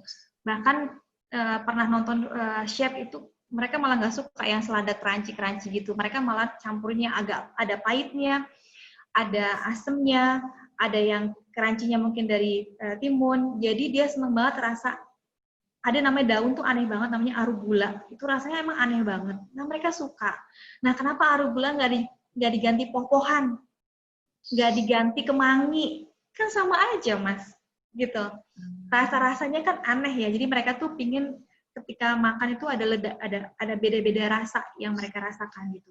Nah itu kalau saya nggak suka salad, Mbak Sita, ya udah ketika beli gado-gado campurkan sayuran-sayuran ini di dalam gado-gado. Kan gado-gado itu sayurannya kadang-kadang direbusnya benar-benar overcook ya. Nah campurin dengan sayur-sayur yang segar. Atau sup. Kenapa selalu sup tuh harus pakai kol gitu ya? Mungkin kita bisa nambahin sup misalnya pakai bayam Brazil. Bayam Brazil ini namanya doang Brazil. Dia itu pendek-pendek, terus bisa dipotek-potek, bisa di sayur bening, sayur sop, apa aja. Mau dikasih biar cakepan dibuat omelet gitu ya. Kasih keju gitu biar rasa-rasa gitu. Pokoknya sebisa mungkin sayuran itu dominan dan kita bisa ambil dari kebun. Nggak ada rasa kok. Semua makanan ini dimakan mentah nggak ada rasanya. Jadi bisa diterima. Cuma memang belum biasa. Kalau bisa memang cari akun-akun di media sosial yang memang mengajarkan bagaimana cara mengolah makanan selain yang kita biasa makan. Gitu. Jadi mau suplai sayuran atau misalnya tiba-tiba pasar ditutup gitu ya. Kita kalau yang suka sayur tetap bisa makan sayur. Oke. Tadi sih katanya walaupun gimana kita tetap bisa makan sayur. Dalam pemenuhan kebutuhan kita makan gitu, dari berkebun sendiri itu bisa menuhin seberapa persen sih Mbak? Kayak seberapa banyak kebutuhan sayur kita gitu? Sebenarnya kalau kebutuhan sayur itu memang setiap orang berbeda-beda di rumah itu, apakah dia menjadi inti. Kalau di rumah saya memang inti. Kalau ngomongin berapa persen, saya nggak bisa ngomong 100% karena saya belum bisa nanam padi, nggak mungkin juga. Terus kayak gitu-gitu ya, minyak dan kelapa itu saya udah pasti nggak bisa. Jadi mungkin 30% dari pangan. Kalau cuma sayur, berapa persen kebutuhan sayur di rumah? Bisa 100%, Mas. Asal dikombinasikan misalkan. Kan kalau anak-anak itu mungkin pinginnya yang warna-warni, ada wortel, saya belum bisa nanam wortel misalkan. Nah, berarti harus beli. Ya mungkin sekitar 70% ada di rumah. Gitu. Tapi ya ibu di sini perannya, ibu. Jadi kalau nanam itu saya susah banget ngajarin ke orang itu bagaimana, kenapa saya butuh nanam. Tadi karena menu di rumah nggak ada sayur. Jadi memang ibu di sini perannya sangat sangat inti banget buat mengajarkan anak-anak dan generasi ke depan makan sayur, Mas. Kalau makan sayur berarti akan butuh sayur gitu. Nah, yang punya balita ya udah pasti harus nanam sayur di rumah gitu. Karena nggak butuh banyak. Sepot, 2 pot, 3 pot itu cukup. Oke. Ini sangat menarik banget ya soal berkebun aja. Itu tadi kita ngomongin ketahanan pangan, kita ngomongin juga pengurangan emisi gas rumah kaca karena kita juga bisa composting sendiri. Terus akhirnya tadi ke peran ibu ya, kita ngomongin gender juga. Ini hebat banget ya berkebun di rumah ini, banyak sisi lainnya yang bisa kita bahas. Tadi kita sempat ngomongin soal hama, Mbak. Nah, selain tadi hama ya kita kontrol lah sedikit-sedikit. Ada nggak kayak tips and tricks atau misalkan kayak pestisida yang organik atau misalkan ramah lingkungan sehingga tidak berkontribusi ke tercemarnya tanah? Karena Iko, awak kamu batu gua. kepada Bapak Ibu, Sobat Iklim semuanya, mohon untuk mute dulu ya soundnya. Balik, Pak. Maju dari situ ya. Jangan itu ya, jangan dititiknya. Ibu, Ibu. Kepada Bapak Ibu, harap untuk mute semua. KTP suami istri ya, minta. Yang alah. Minjam. Cana. Oh, ada bujangan. Kepada Bu Dewi Sartika, harap untuk mematikan mikrofonnya. Semoga sukses. Iya, semoga sukses dulu. Ini diadang. Lanjut dunia pikiran. Oke, kita lanjutkan lagi. Dari host ya bisa nge-mute langsung ya, Mas. Iya, sebentar. Yubalah. Saya ini Bulan berapa Mas Lametang? ya sudah. Maaf tadi ada gangguan teknis. Soal hama, karena tadi juga ada yang bilang bahwa ini saya nanam tanaman tapi sampai tiba-tiba apa sih namanya, di sini ada tulisan tanamannya sampai kering semua dan mati. Itu kayaknya kena hama juga.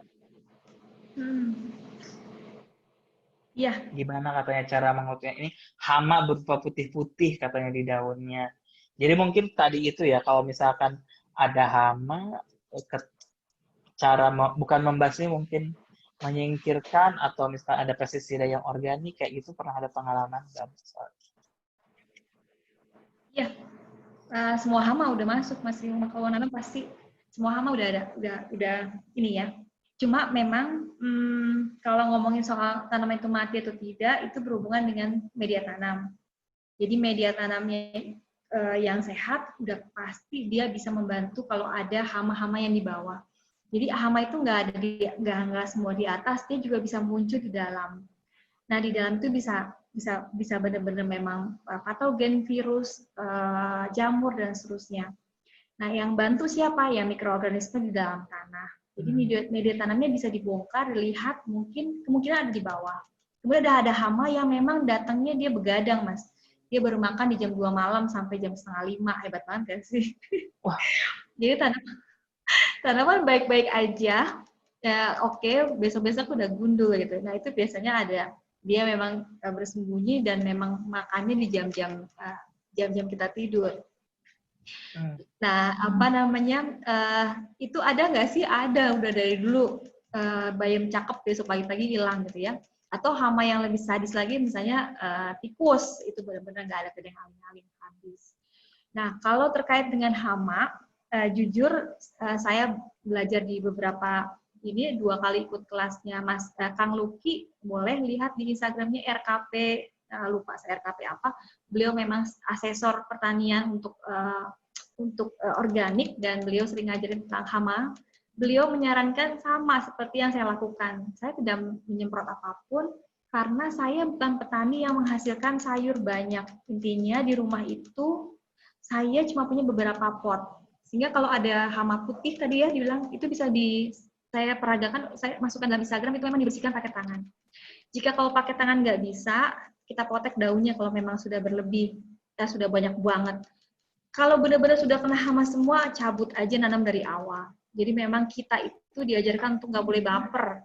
Ya kalau memang benar-benar banyak, ya udah dimusnahkan aja, mulai lagi dari awal.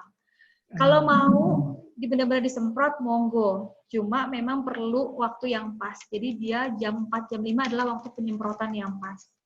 Nyemprotnya mesti rata ya. Jadi kadang-kadang, kok hamanya nggak mati? Ya karena nggak disemprot dengan rata. Karena itu. Kemudian belum tentu hamanya mati. Hamanya nggak suka. Bisa jadi doyan. Dikasih cabai, misalnya level 5, dia mau level 12. Gitu ya. Terus kita gorengan. Nggak, intinya namanya usaha boleh, tapi kalau organik lebih preventif. Kira-kira tanaman apa sih yang kena hama? Misalnya di awal-awal memang dia sudah pelan-pelan disemprot. Disemprot pun mesti diperhatiin, Mas, itu kebakar nggak ya? Terlalu dosisnya tinggi nggak sih? Jujur saya nggak ada waktu buat yang begitu. Makanya tanaman hama sebebasnya aja di kebun saya. Tapi emang nggak bolong-bolong sih, Mas. Kebun saya mestinya ada, tapi dia diem aja gitu, maksudnya nggak banyak.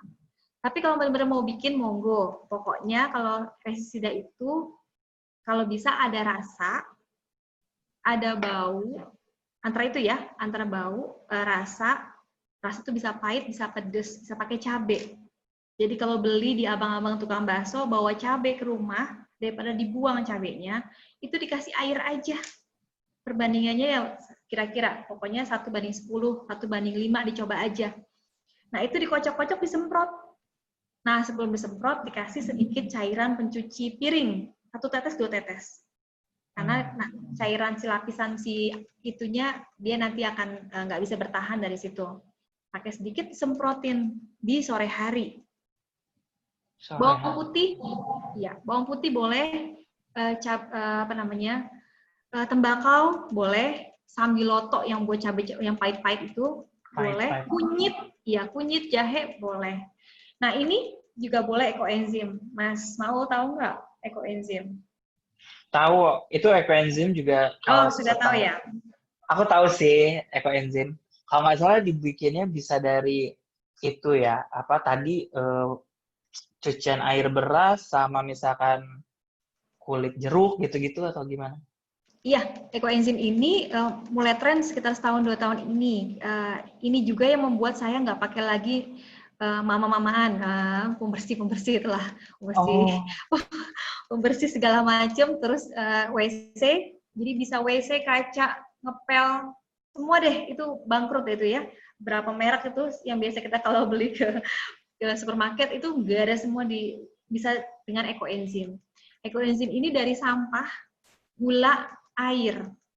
Sampahnya kalau bisa dikombinasi dengan banyaknya sampah yang wangi, misalkan daun jeruk, kulit jeruk, lemon, nanas, guava itu apa sih? Jambu merah.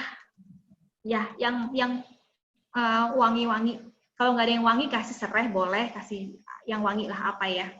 Nah ini kayak saya makan jeruk Bali, daun jeruknya, spon apa namanya ini, kulit jeruknya saya buat ekoenzim. Buahnya saya makan pasti. Sponnya saya jus juga buat obat. Bisa juga buat ini. Udah, terus difermentasi selama 3 bulan. Itu yang lama sih, Mas. Fermentasi 3 bulan. Jadi kalau bikin jangan sedikit. Tapi dia konsentrat. Jadi konsentrat itu cuma pakai 1 tutup botol buat sekali ngepel. Kalau mau kuat, sekali ngepel, Mbak. Sekali ngepel. Kayak kita pakai itu kan paling pakai tutup botolnya kan. Nah, buat cairan ngepel gitu. Terus kalau buat WC itu mungkin nggak usah dicampur dia, karena supaya kuat, diemin dulu, bersih. Saya pernah demo itu. Terus dia bisa jadi pupuk, sama bisa jadi pestisida. Jadi luar biasa. Ini penemuan dokter di Thailand. Dan ini sudah ini banget sih. Boleh silakan dibuat. Ini baunya wangi banget, enak banget. Bukan dimakan ya Masnya. Baunya enak.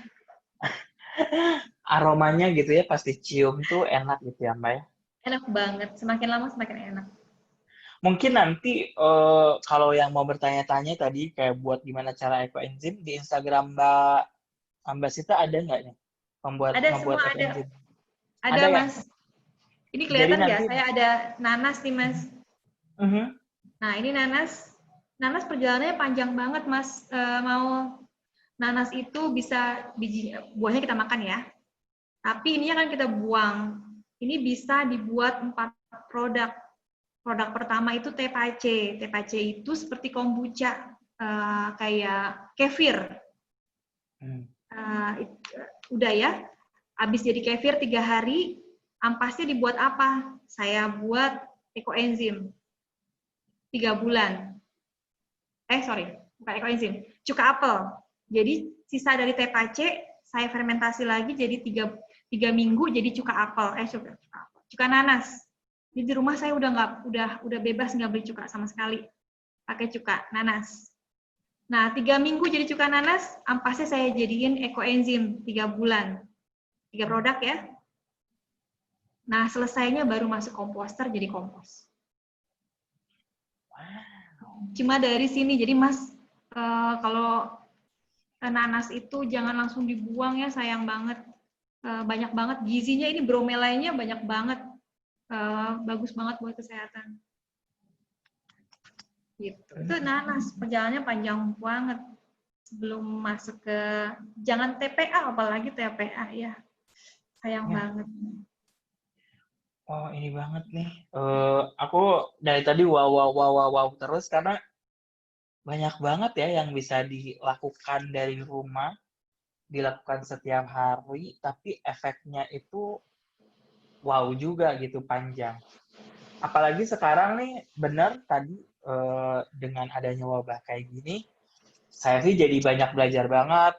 Bukannya kayak gimana, tapi kan sekarang ada restriksi nih, nggak boleh kemana-mana. Nah, waktu ketika nggak boleh kemana-mana, bisa dilakukan dengan hal-hal seperti ini. Makanya kan sekarang ngaturan lagi tuh untuk bercocok tanam.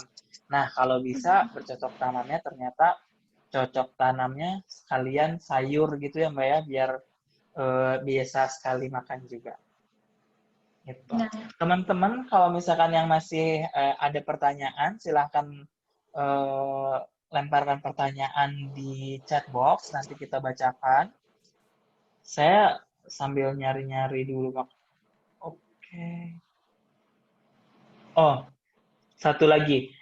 Ketika kita pakai pupuk, ketika kita pakai pupuk, dan pupuknya bukan pupuk organik, itu ada ngaruhnya nggak sih ke kualitas tanahnya, dan juga itu sih pupuk yang bukan organik sama ke kualitas tanah, Mbak.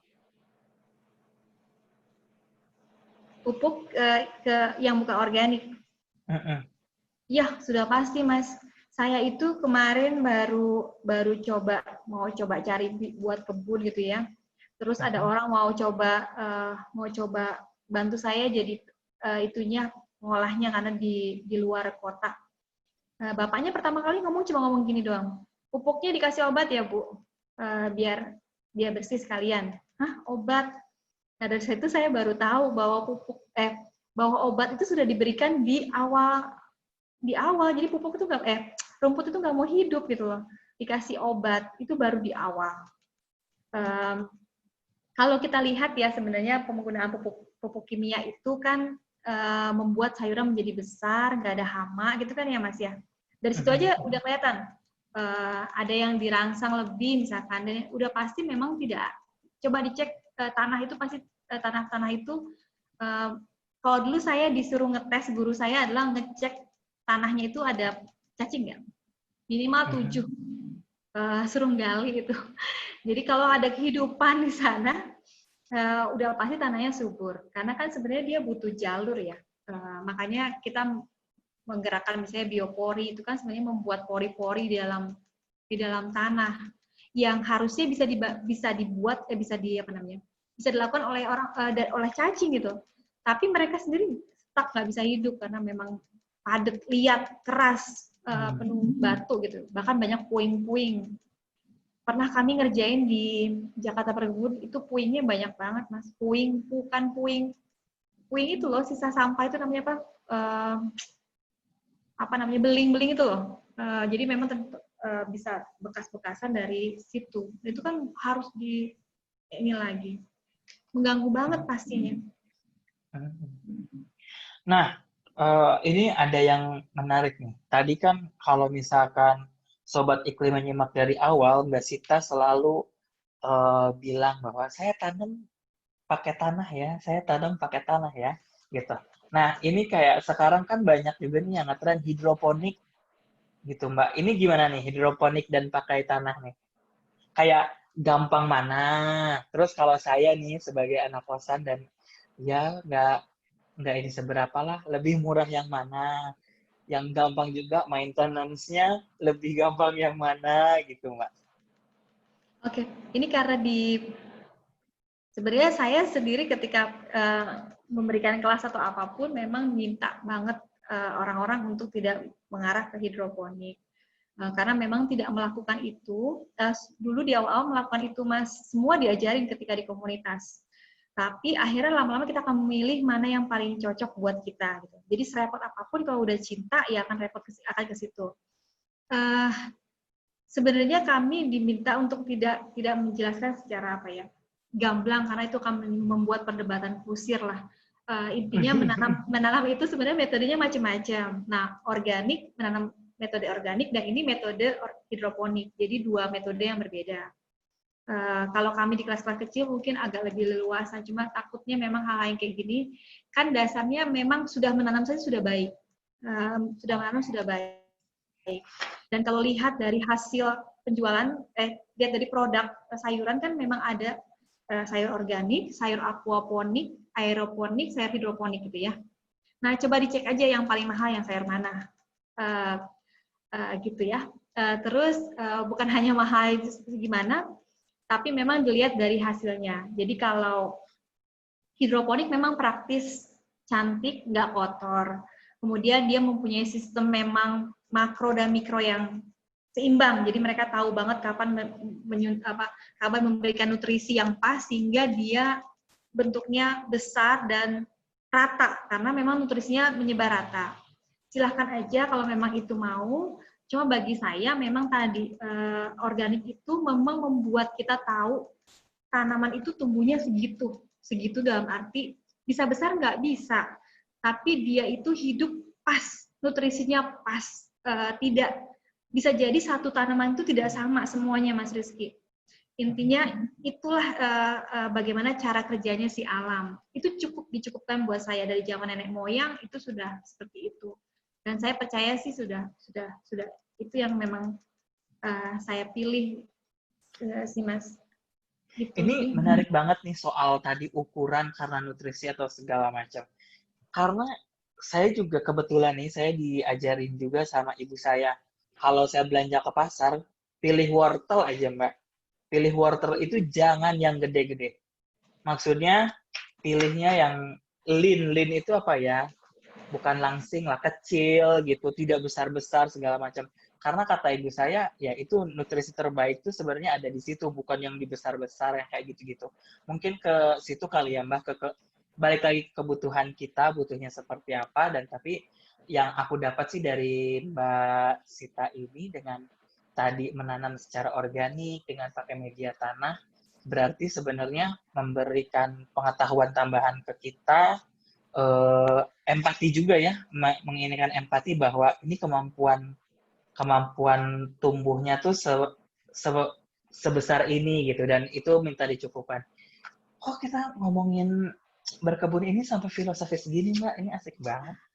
Karena banyak banget memang orang-orang di pinggir kota akhirnya memang ke hidroponik sih Mas, kayak di Epetra itu. Cuma saya sayang sekali kadang-kadang pas kesana sayurannya nggak dimakan, nggak dipetik gitu ya. Mungkin ini sebagai sebagai pesan dari saya aja dari sini, mungkin bisa memapping kebutuhan masyarakat sekitar sukanya sayur apa. Jadi bukan karena hidroponik bagus buat selada misalnya, tapi orang tuh nggak butuh makan selada karena memang mereka nggak suka lalapan. Beda mungkin kalau di Bandung gitu ya, saya orang Sunda senangnya memang makan lalapan. Itu nggak dipanen sampai tua-tua gitu. Bantu mereka juga mensuplai produk itu larinya kemana, mungkin bisa dimasukin ke media sosial supaya itu laku. Jadi orang nanam seneng, Mas. Jadi ada dua sih, mapping kebutuhan memang mereka butuh sayur apa, atau dibantu mencari orang-orang yang membeli produk yang mereka tanam di situ. Sehingga bukan hanya sekedar gugur pada kebijakan gitu, tapi juga ini sesuatu gerakan yang memang harusnya bagus gitu. Cuma ada hal-hal yang memang kurang pas. Oh iya, ini menarik nih. Tanaman atau sayuran apa yang bisa ditanam dengan matahari yang kurang? Saya punya loteng katanya. Wow, bagus tuh. Saya punya loteng yang terbuka, tetapi ada juga yang tertutup di tempat bawah, tapi nggak besar. Dan tadi juga menarik katanya talang sebagai media tumbuh. Nah, kira-kira tanaman seperti apa tuh yang cocok ditanam di tempat yang mataharinya agak sedikit kurang? Ya, tanaman yang tidak terlalu kurang bukan nggak ada matahari tapi kurang, jadi nggak bisa taruh di dalam rumah. Sekali aja kalau mau pamer ke tamu gitu ya, tapi sebenarnya dia harus di luar. Yang tidak kena matahari itu sudah dicoba, jadi saya selalu nanam di dua naungan, satu pakai naungan, memang ada naungannya, namanya atap, satu lagi memang dia langsung dengan matahari. Pada dasarnya hampir semua bisa, cuma memang misalkan kalau yang kurang matahari itu akan lebih lambat. Terus kalau misalnya warnanya ada warna, misalnya selada, warnanya kalau mataharinya kurang, seladanya pasti nggak merah, misalnya belinya selada merah, seladanya jadi tetap hijau, Mas. Jadi memang harus berlimpah. Nah kalau tidak berlimpah, kalau loteng harusnya berlimpah dong ya. Kalau loteng tanam apa aja harusnya. Kalau saya ini sebenarnya kalau saya selalu ngasih tahu ke teman-teman kalau mau nanam itu dilihat dari kebutuhan dapur. Di rumah itu sukanya makan apa sih? Misalnya saya sukanya makan sayur bening. Nanamlah sayur-sayur yang bisa ditanam buat sayur bening. Kelor, katuk, bayam, apalagi sih yang buat bening kayak gitu. Kemudian suka tumisan, berarti ada pakcoy, ada apa. Yang buat ditumis. Jadi kalau balik lagi nanam apa ya? Satu pasti nanam yang sesuai dengan dataran tinggalnya di mana. Kalau dataran rendah kayak Jakarta, ya nanam ini. Kalau lebih tinggi, misalnya di puncak atau apa, ya lebih macam-macam, segala macam dia bisa hidup. Nah, matahari boleh pilih tanaman-tanaman yang tidak berbunga atau berbuah. Jadi kalau terong itu kan ada bunganya, Mas. Timun ada bunganya, pare ada bunganya, itu emang harus pakai matahari. Nah, jangan nanam yang begitu, nanam yang katuk itu nggak butuh matahari. Tadi sambung nyawa, gitu ya? Iya, itu nggak butuh matahari. Bukan nggak butuh matahari, tidak butuh matahari sepanjang hari. Sepanjang hari. Iya. Ginseng Jawa itu kalau di supermarket mahal loh, padahal rasa lebih enak daripada kangkung. Itu nanamnya cuma habis belanja, disisain, kita tancepin. Oh, itu daun ginseng, saya kalau misalkan makan sabu-sabu itu kan ada daun ginseng. Ternyata itu gak ginseng Jawa ya. Itu emang lebih enak dari kangkung sih. Iya, nah itu bisa ditanam dengan gampang banget, Mas. Masya Allah. Jadi kadang-kadang gemes deh. Dan itu dalam waktu 2 minggu, sebulan kita udah dapat pasokan sayur gratis padahal dari sisa-sisa belanja. Oke. Itu jadi bagus loh, ada bunganya juga. Bunganya agak sedikit warna ungu-ungu, bukan sih, Mbak? Pink. Iya, benar-benar. Pink ungu gitu ya. Oke. Iya. Oh iya, maaf tadi ini saya tidak punya loteng yang terbuka, tetapi ada yang tertutup katanya. Iya, boleh yang daun-daun, Mas. Nggak apa-apa. Daun-daunan berarti gitu ya. Mbak, kalau misalkan hama tikus ini menanggulanginya gimana nih? Apalagi di Jakarta kali ya, bisa jadi ini hama mengganggu sekali nih tikus. Iya, tikus itu cuma satu solusinya adalah sanitasi kebun. Kebun itu harus bersih. Bersih itu bukan berarti kan nanamnya itu kan pakai tanah, kotor berarti iya. Bukan kotor yang seperti itu, bukan. Tapi misalkan ada daun-daun yang menjuntai, itu rapikan. Kalau perlu kasih ajir. Kalau ada yang gelap-gelap dipangkas. Pangkas itu berarti panen, Mas. Jadi kita harus sering panen. Jadi tanaman tuh jangan rimbun banget. Kan kalau lagi rimbun cakep banget ya. Kita jadi nggak mau panen. Nah disitulah binatang-binatang itu bersembunyi. Kemudian ada pohon-pohon besar gitu ya, mungkin bisa keloteng kayak saya di balkon, itu bisa bergelanjut naik ke loteng atau naik ke balkon. Nah kalau bisa dipapras supaya dia tumbuhnya nggak tinggi-tinggi banget. Atau boleh pakai bangku bakso itu yang tinggi, naikin ke atas potnya. Kalau saya biasa bikin kerangkeng. Apa sih Mas? Kayak tutupan kayak kerangkeng gitu. Khusus dibikin buat ngelindungin si tanaman. Tanamannya, tapi nggak semua tanaman kok. Jadi si tikus ini pemilih banget. Nggak makan tanaman semuanya. Yang tadi saya sebutin perennial itu tikus nggak doyan. Jadi lindungi yang kira-kira dimakan sama tikus aja. Oke.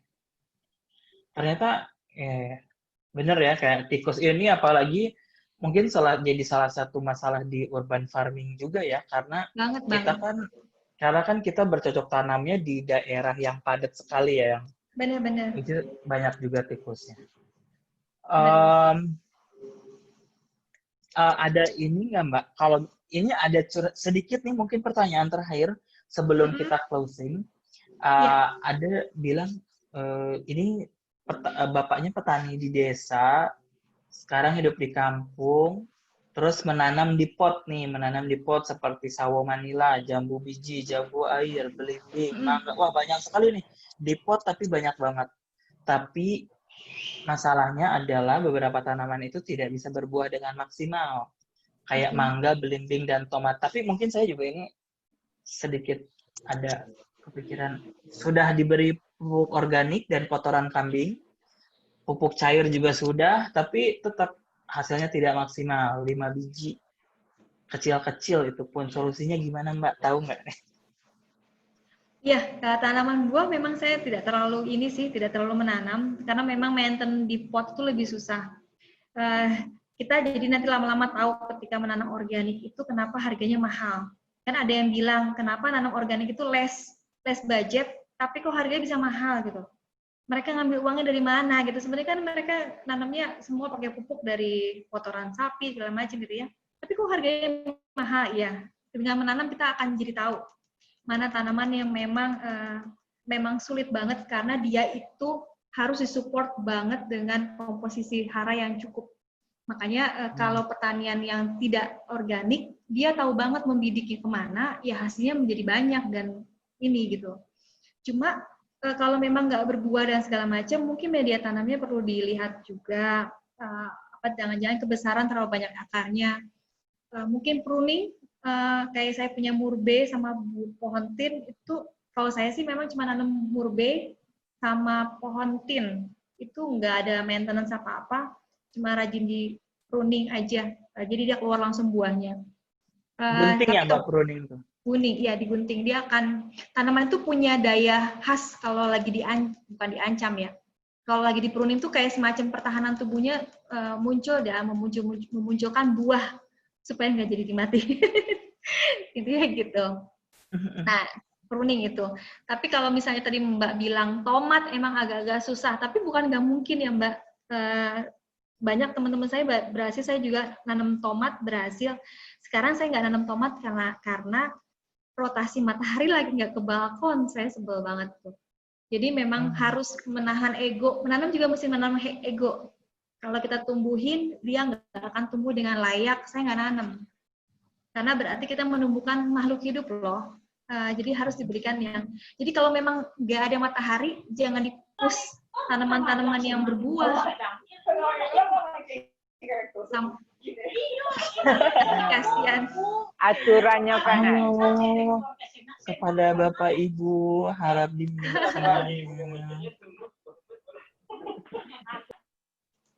Oke. Iya, seperti itu Mas. Jadi kalau bisa menanam sesuatu juga kayak kita ke makhluk hidup. Karena tanaman itu nggak punya ngomong aja, nggak punya mulut dan segala macam. Dasarnya kita sebagai petani juga harus tahu. Oh, tetangga saya nanam tomat, tapi saya nggak punya matahari yang nggak nanam tomat. Gitu. Oke. Nah, untuk Mbak yang tadi nanya, mungkin bisa coba cangkang telur. Udah coba belum Mbak? Cangkang telur, terus air rendaman pisang, itu kan tinggi banget kalsiumnya. Jadi kalau ada bunga-bunga dia nggak rontok, bunga tomat, bunga belimbing itu nggak rontok. Cuma tinggal diiris-iris, kasih air direndam.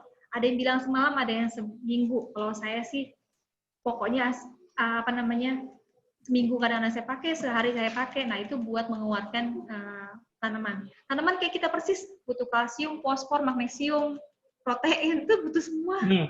Makanya dia dimakan sama kita bergizi. Jadi selama kita nggak bisa memberikan dia, ya tanamannya jadi kurang gizi. Itu aja sih rumusnya. Wah, Mbak ini banyak banget. Iya nih saya lihat nih. Banyak ya chatnya. Cuman ini kita juga terbatas oleh waktu. Saya juga masih ada banyak. Kepada teman-teman, kalau misalkan masih mau bertanya, bisa langsung mungkin follow Instagramnya Mbak Sita. Dan nanti bisa langsung DM kalau misalkan mau ini, maksudnya bisa sambil ngobrol.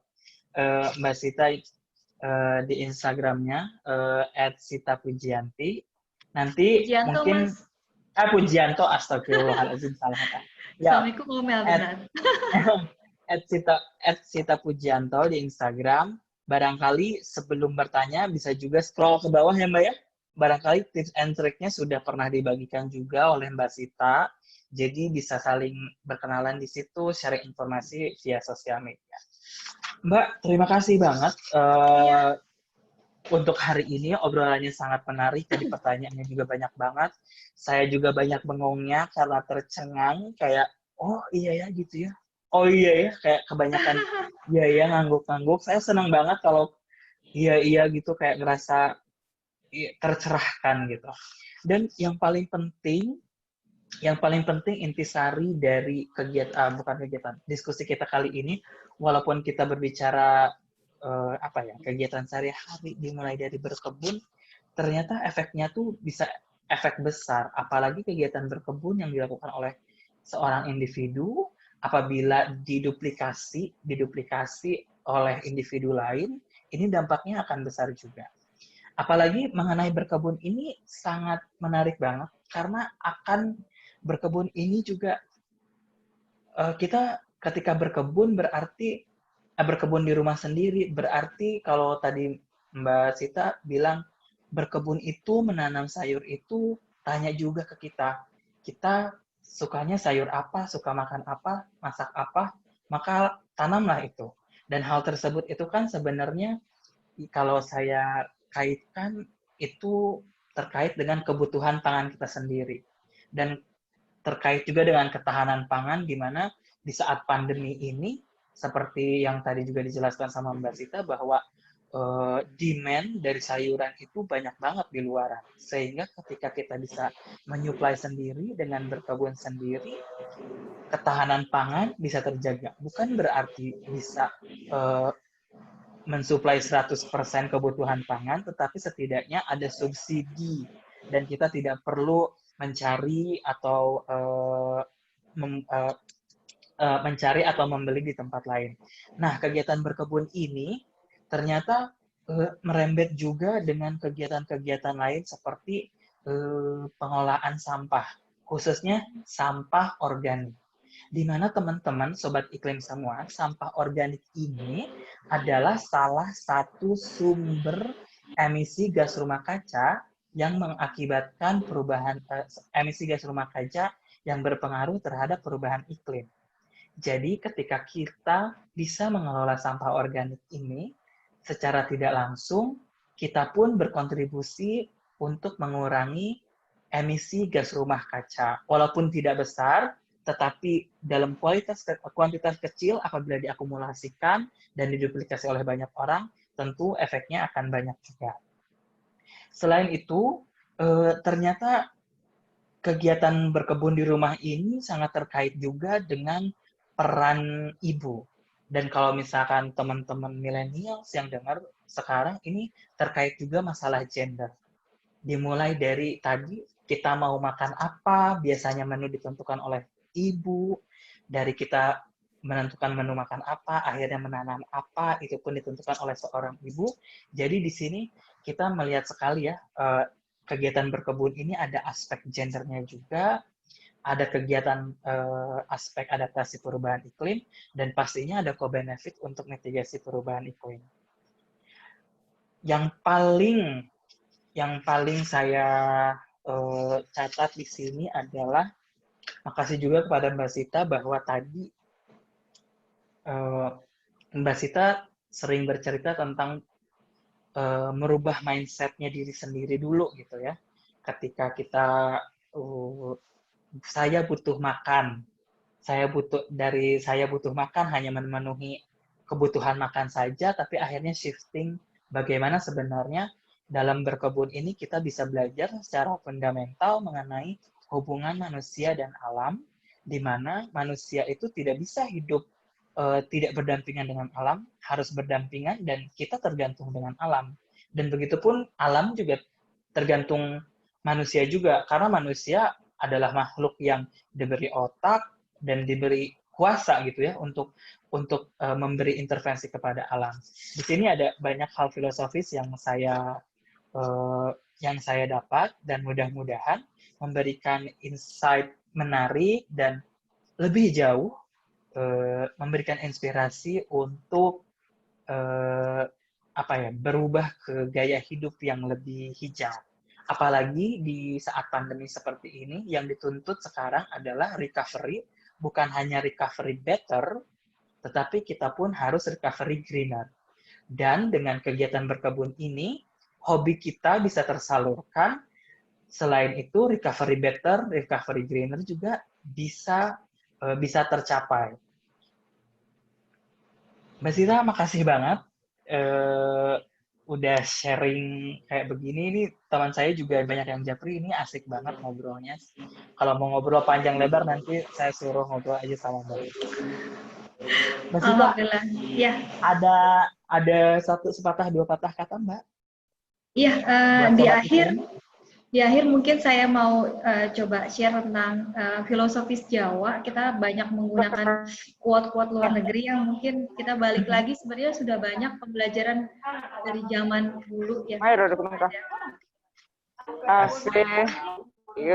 kepada Bapak Ibu, harap untuk mute semuanya.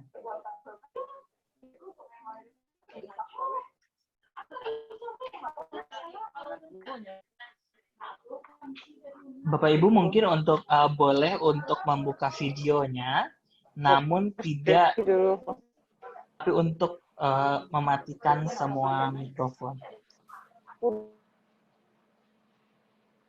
Bisa dilanjutkan, Mbak? Ya, baik. Tadi saya lupa. Tentang bagaimana sebenarnya dari zaman dulu sudah ada kita diminta untuk menjaga alam dengan semampunya kita.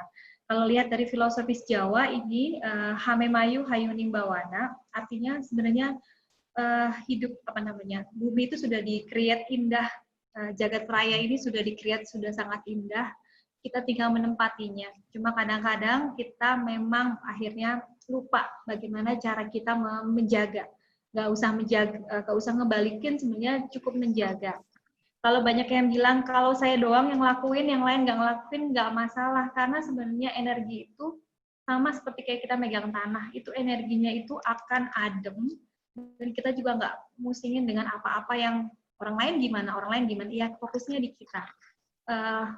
Mungkin kalau bisa di-sharing yang baik-baik saja, yang diambil dari saya yang baik-baik aja, tapi pada dasarnya, kalau ini kelihatan ribet, sama sekali enggak. Ini sama sekali benar-benar perjalanan yang menyenangkan, enggak repot sama sekali, dan indah akhirnya ketika kita tahu bahwa apa yang kita lakukan, impact-nya bukan hanya untuk tubuh kita, untuk orang-orang di rumah kita, tapi buat tadi yang angin, udara, ekosistem, bahkan yang di dalam tanah yang tidak kasat mata dan yang kasat mata. Itu luar biasa sih bagaimana cara mereka menyediakan makanan, dan kolaborasi mereka itu benar-benar kita lihat dengan mata. Anak-anak juga bisa belajar sains dengan nyata. Jadi jika boleh mencoba dari hal-hal yang simpel, monggo silakan dicoba. Itu aja sih Mas. Mudah-mudahan bisa membuat menjadi enak kelihatannya. Ya, memang enak sih. Amin. Ini saya juga kepikiran, mudah-mudahan bisa lah ya untuk berkebun sendiri. Ya, saya ucapkan sekali lagi saya ucapkan terima kasih kepada Mbak Sita yang sudah berkenan untuk sharing pengalamannya, sharing filosofisnya buat kita dan Sobat Iklim semuanya mengenai berkebun di rumah dan dampaknya terhadap perubahan iklim. Saya ucapkan juga terima kasih kepada Bapak Ibu seluruh Sobat Iklim yang telah mengikuti jalannya acara pada pagi hari ini. Sebelum kita tutup acara kali ini, mohon untuk membuka videonya. Kita akan foto bareng yang akan dipandu oleh Mas Real. Baik, dimulai dari slide pertama, 1, 2, 3.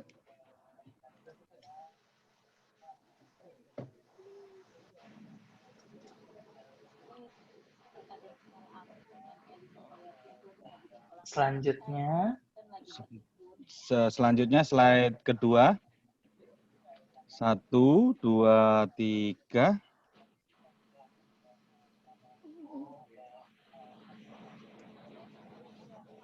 Selanjutnya slide ketiga. Wah, 1, banyak nih. 2, 3.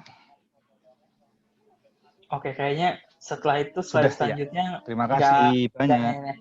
Terima kasih semuanya. Baik, kepada Bapak Ibu yang sudah, jangan lupa yang telah hadir pada pagi hari ini untuk mengisi presensi yang link-nya sudah dibagikan. Karena dengan mengisi link itu, mengisi kuesionernya, nanti secara otomatis sertifikat akan dikirimkan melalui surat elektronik yang tercantum pada presensi tersebut.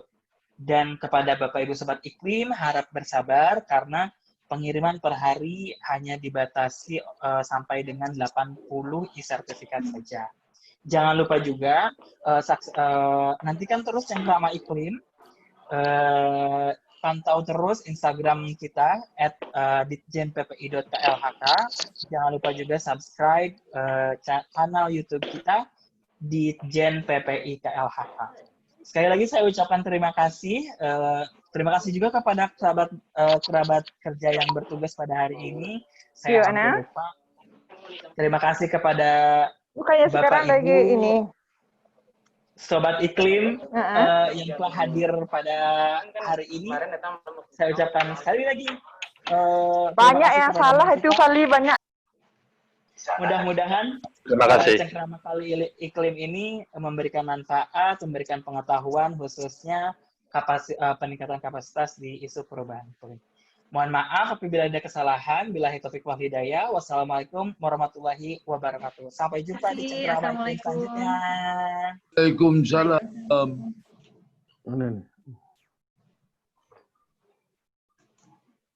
Izin live ya. Terima kasih Mbak Sita. Assalamualaikum. Terima kasih Mbak Sita. Assalamualaikum.